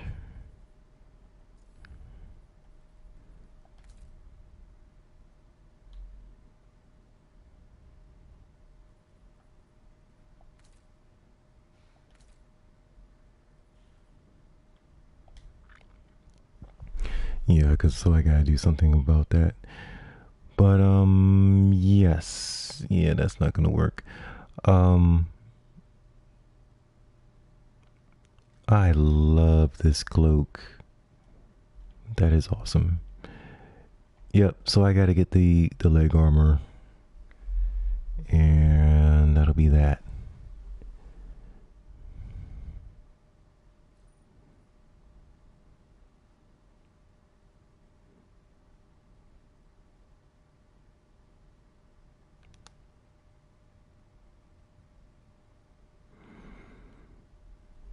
Alright, so I think I am gonna sign off, and then just punch in some numbers, take some notes.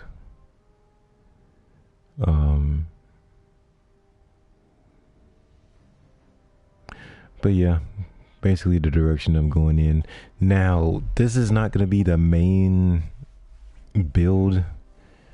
I'm leaning more towards using my class abilities as much as I possibly can, especially the grenade. So yeah, that's really what I'm going towards, and I'll see how it goes. The thing about this, about stasis, the grenades really don't, of course they don't make anything explode.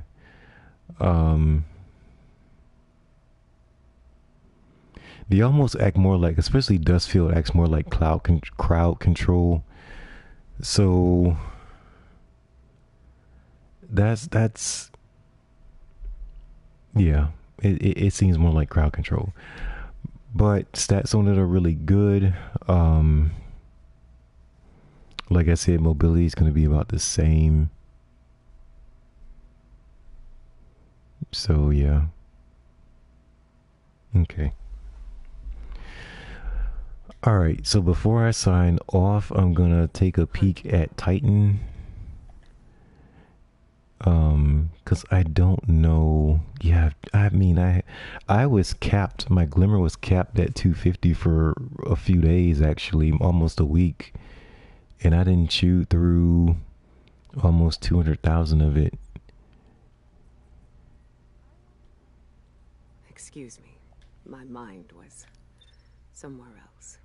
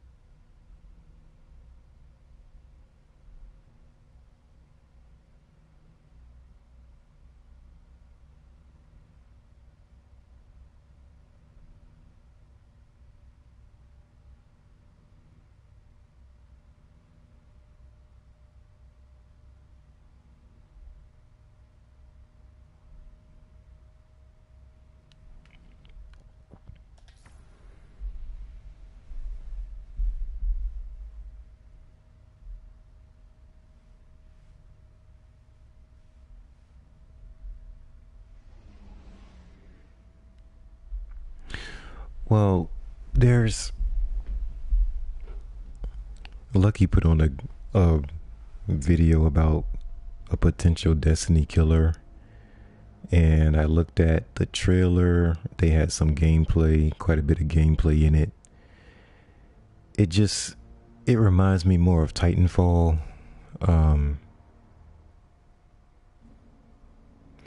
It's not. It really has to be a first person shooter. It can't be from third person in it. Just I don't think that's gonna work. As far as like being in direct competition with Destiny.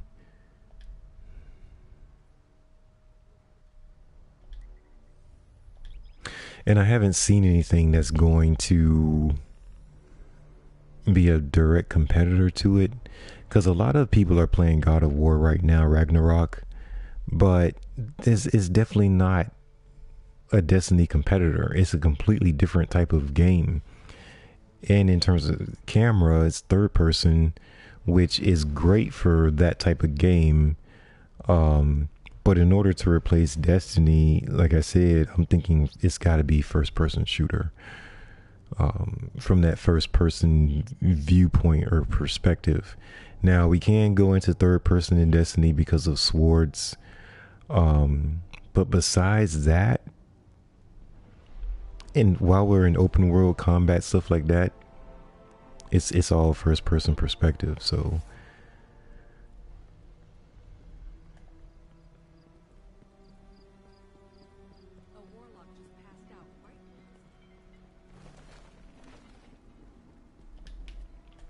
I don't know how this is gonna go, because I don't know if I'm gonna have to buy these over again, as far as the fragments to unlock, or is that account wide? Welcome.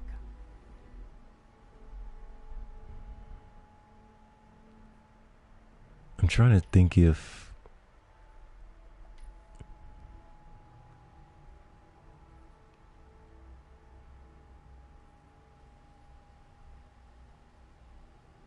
yeah, I'm missing those two. One of them is finished. I think Solar's finished, or at least I thought it was.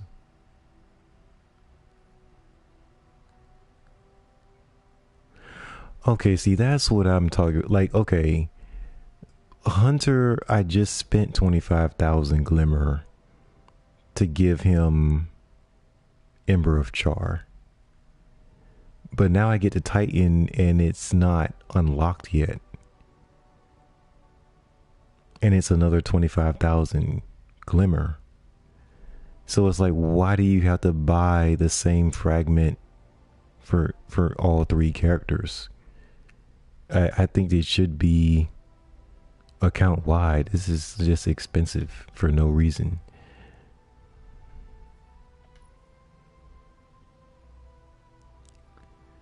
That is bizarre.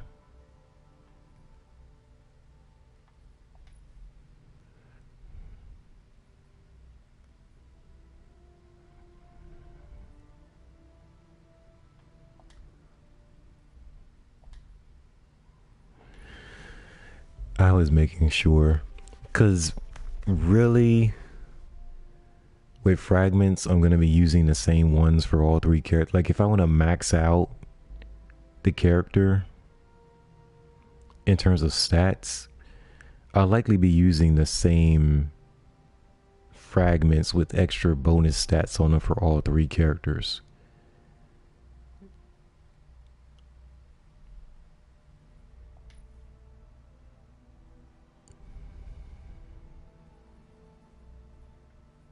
Yeah, here's the one I unlocked for Hunter. And it's not it's not unlocked yet. Well, it is it's available, but it's like, oh my goodness. It's another 25,000 glimmer.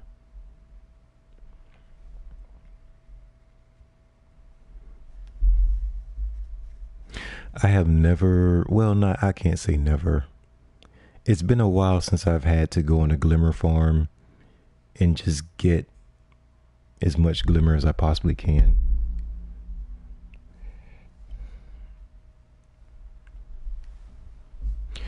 But yeah, that's what I'm going towards now, because this is getting Our light is stronger than ever. expensive.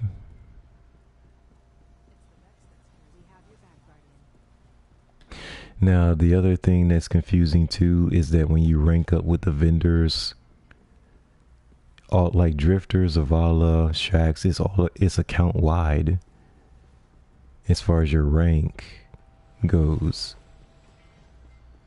The season pass progress is account wide, but then you get the fragments and grenades and that type of stuff for the subclasses, and it's not account wide. You have to pay glimmer every single time to unlock everything, and it's like, I don't understand why.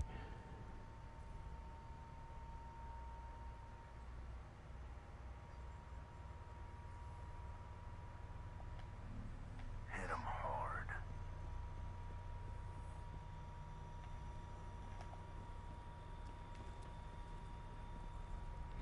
I mean, because I don't think that I've done strikes with Titan all season, but then when I go to Zavala,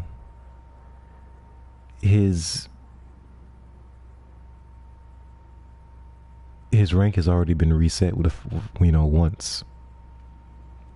The thing that you don't get is down here, these won't be unlocked.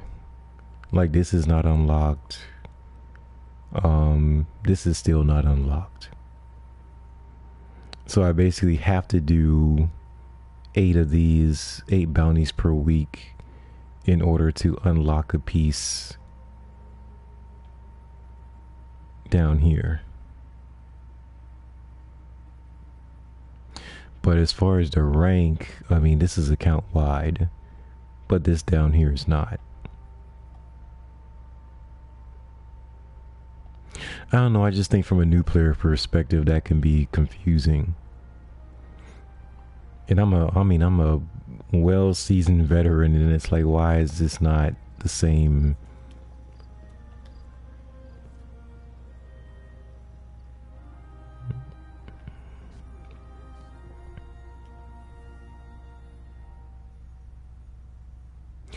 So yeah, the same principle will be applied.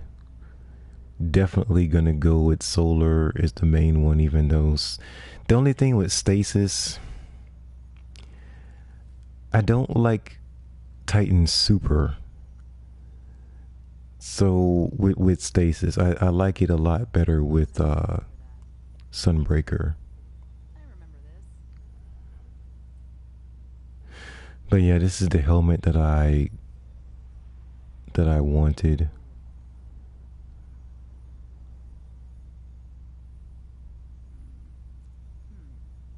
Lock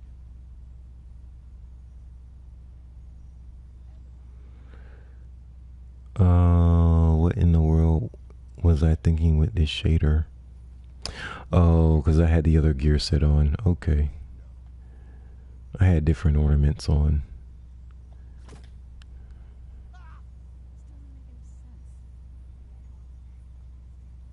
But I got this drop from a Legend Lost Sector.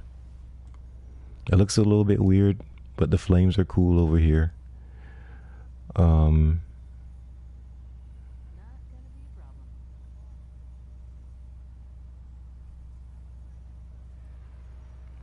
When you are critically wounded with full class ability energy, or when you cast a barricade, create a sunspot at your location that has improved restoration effects. It basically turns into a healing rift.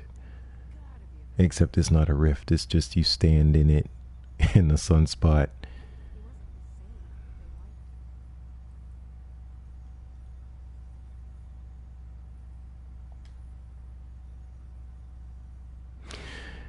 So yeah, I just have, I mean, I have to look at all his abilities as well.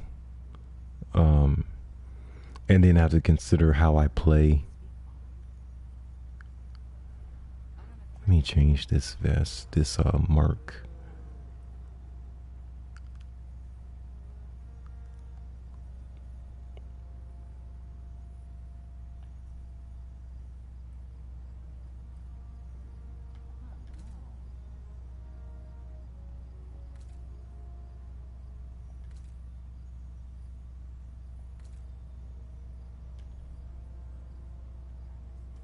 Well done.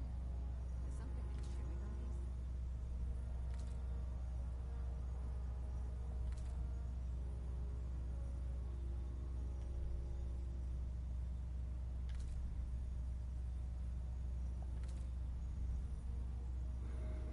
I like the lion.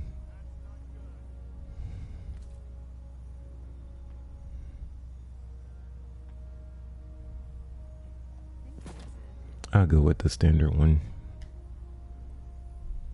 I remember this.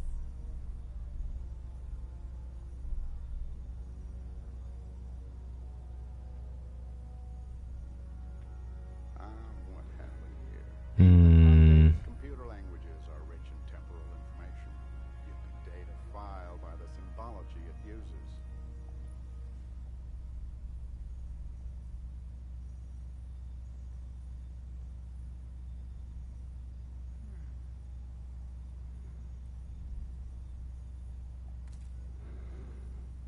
Yeah, this is the one I came away from.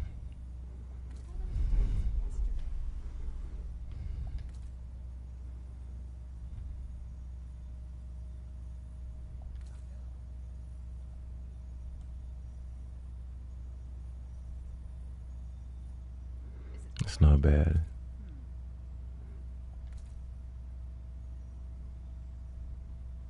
The warlocks will make the difference. Mark my words. Good for her.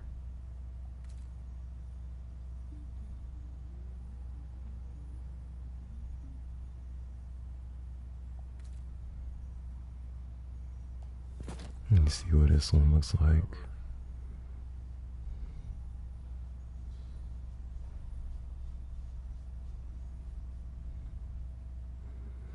Not bad. Not bad at all. I can go with that one.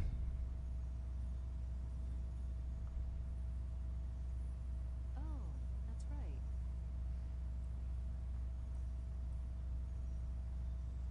Not gonna be a problem.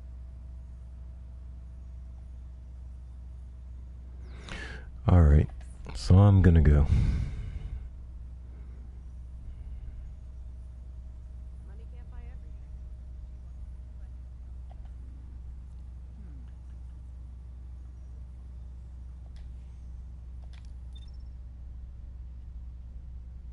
Okay, so community event is really not an event.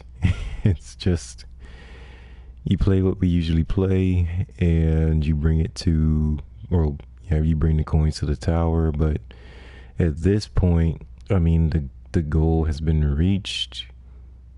Gone well past 400 million coins that Bungie was going for. So instead of 400 million, the community's going towards 700 million at this point, and it's Wednesday. And I think this event started yesterday at Reset. So that's crazy.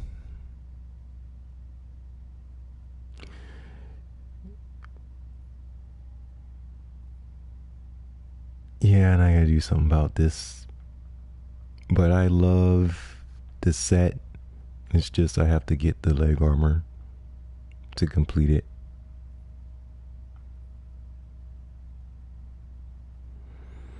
Alright, thanks everybody for tuning in. I appreciate it. And like I said, what I'll start doing right now offline is just looking up guides on YouTube for all the builds: Stasis, Solar Arc, Void, and see what I like best. There's so many different ones, but I think something that focuses on grenades. I'm not too concerned about super energy, getting super energy, but charge melees and grenades, I really like that. Having my class ability up, it's available as much as possible. Those types of things I will definitely lean into. And so, yeah. I think, I want to show one more thing at the helm, because I think that's a good spot. I totally forgot about that. But yeah, at the helm, the war table, after looking at videos about that, it's a very good space, but it's not the only one. But it's really good in terms of getting high stat armor. There's actually 3 places in the helm you can go: the war table, the star chart, Crown of Sorrow. Depending on how much umbral energy you have, you can get quite a few drops of high stat armor pieces.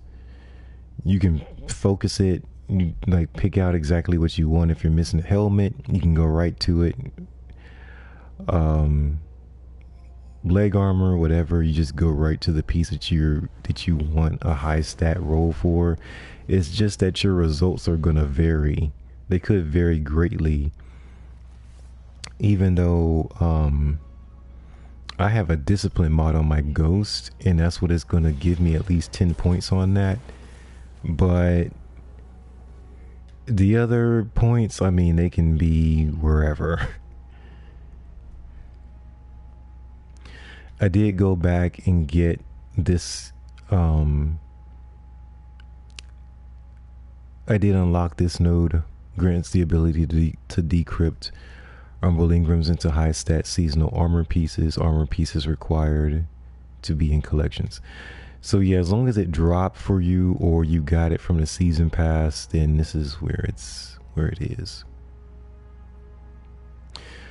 The Risen Umbral Energies is I don't want to say easy, but you just run a bunch of PSYOP missions to get it. You can probably get 3 to 4 pieces of Umbral energy per PSYOPs run, if not more.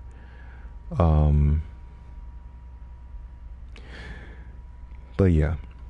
And then the other thing is this stuff down here. Now this is the weapons are more expensive, but I think I only need one more Sweet Sorrow to unlock the pattern. So I need to complete the attunement progress for this. Now the only thing is I don't have nearly as many shards, legendary shards as other players do. So I'm just under 2300. It's 50 per pickup. So you do have to keep an eye on your material. But out of these, Sweet Sorrow, I would like to craft that one. Definitely Recurrent Impact is also really good. But like I said, the gear is less expensive as far as Risen Umbral Energy. And you get whichever one you want to get. Now, again, the class item doesn't have any stats on it. So this is why it only costs 1 Risen Umbral Energy. There's no stats on it, so it's just gonna drop like this. The other 4 pieces, again, whatever your ghost mod is on, whatever's on your ghost mod, or your ghost, I've got the discipline mod on my ghost, so it's gonna give me at least 10 points. So it says that little note there, focusing with a high discipline stat due to equipped ghost mod.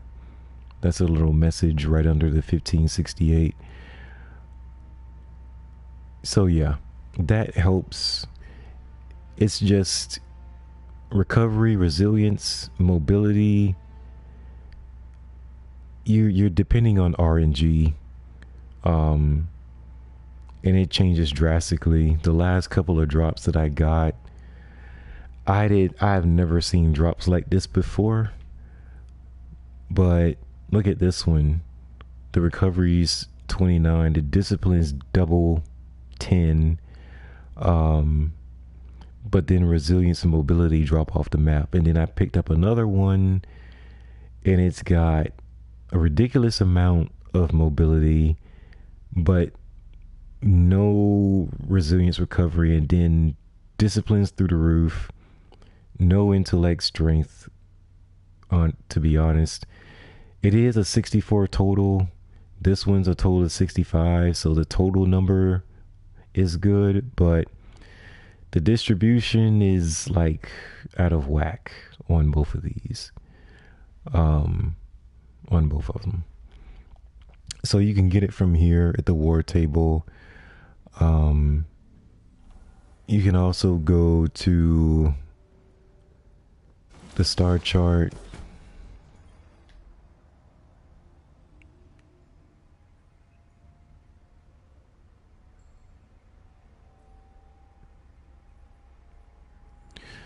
Okay, so this one is focusing with a high discipline stat due to equipped ghost mod. Same deal, but with this one, it's 25 shards per pickup. And again, there's no, like, you don't see what you're going to get. You just pick it up, and whatever RNG does, that's what it does. But you should at least get 10 points. For me, I'm going to get at least 10 points in discipline because of the mod that's on my ghost. So yeah, always puts whatever you want. If it's recovery, at least 10 points, resilience, at least 10 points, etc. Put that on your ghost first, and then you pick up one of these. And again, the class item doesn't come with anything on it as far as stats, so I'm not sure why anybody would pick one of these up. The weapons, I guess tarnished metal would be good.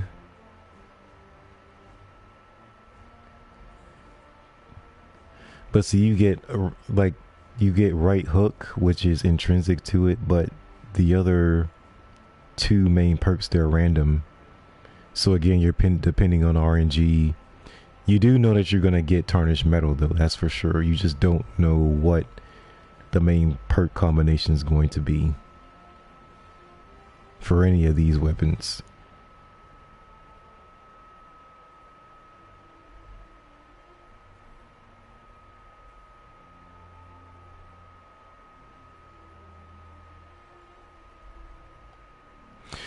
So yeah, so you got the war table there, you got the star chart here, and then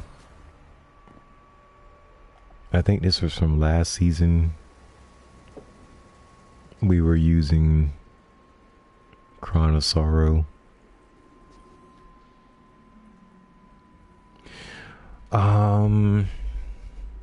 For the war table, you gotta run psyop missions to get that is it the Risen Umbral Energy. For the star chart, you have to run, I think it's Catch Crash and Expedition to get I think it's Plundered Umbral Energy. And then for Crown, you have to run Containment, I believe it is.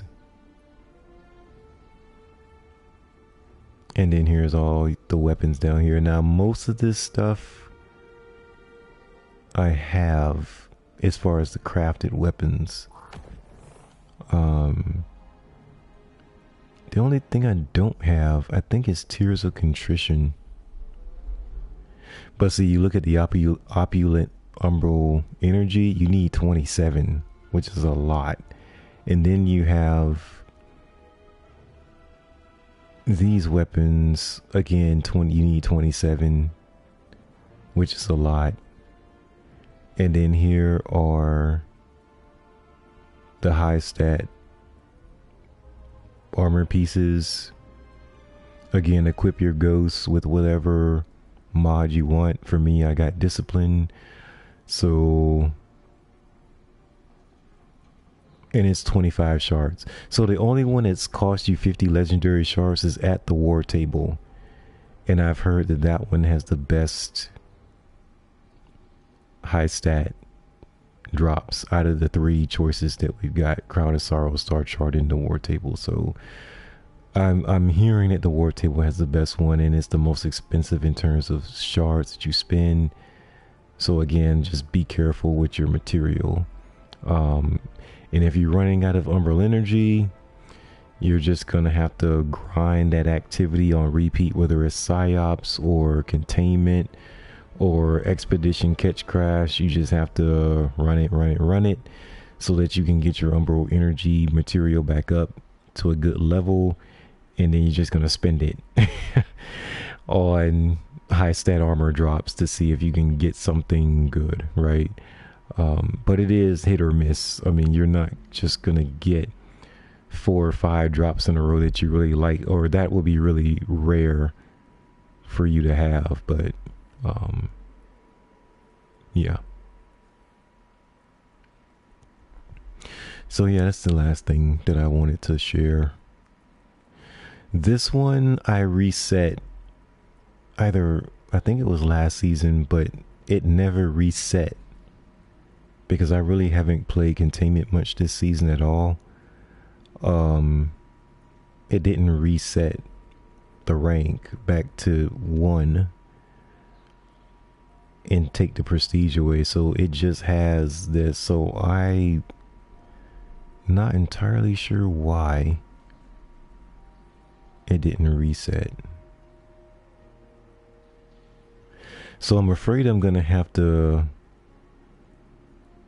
run Containment again so that I can pick this up and reset it twice, and hopefully it'll go back to the original setting, because there's supposed to be an Ascendant Shard here once you reset it the first time.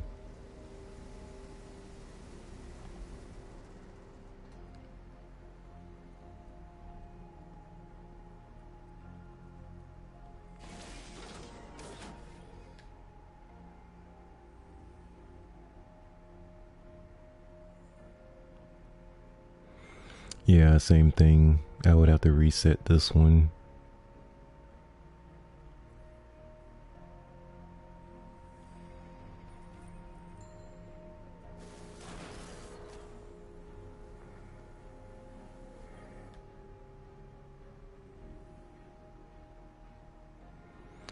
Okay, and so see, this one doesn't have a prestige. Prestige is 0 instead of 1. So the Ascendant Shard is still here. I would have to run more PSYOP battlegrounds.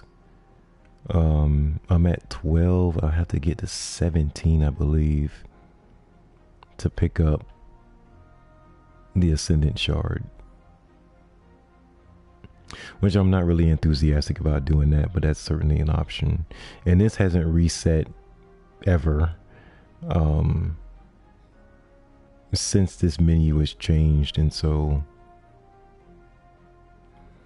I don't know if I feel like doing that right now.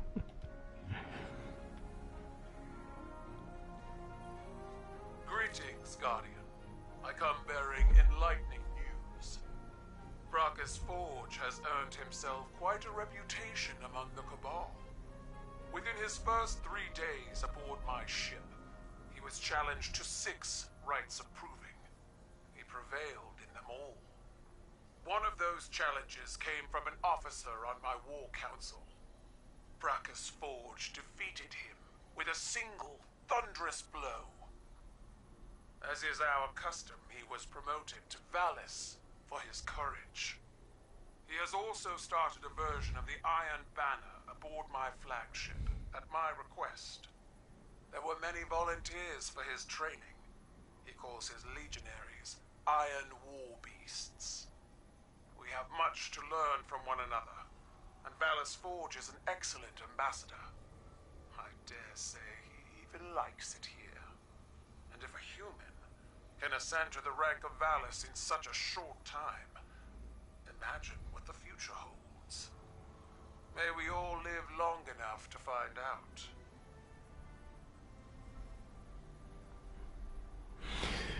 Oh my goodness. That dude crazy.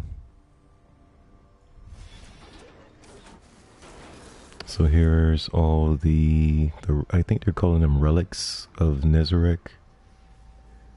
They have some type of power.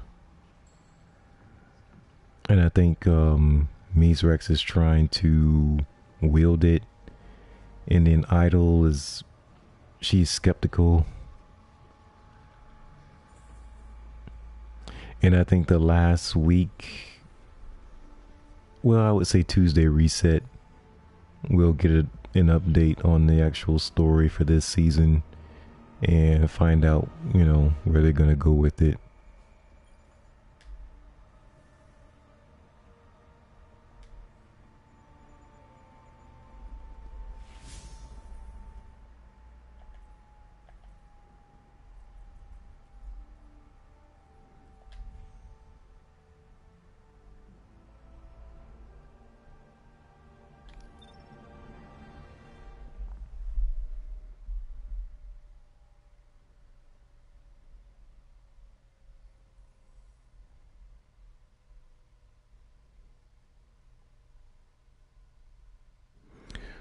Alright, so I hope everyone enjoys their Thanksgiving holiday. Get some rest.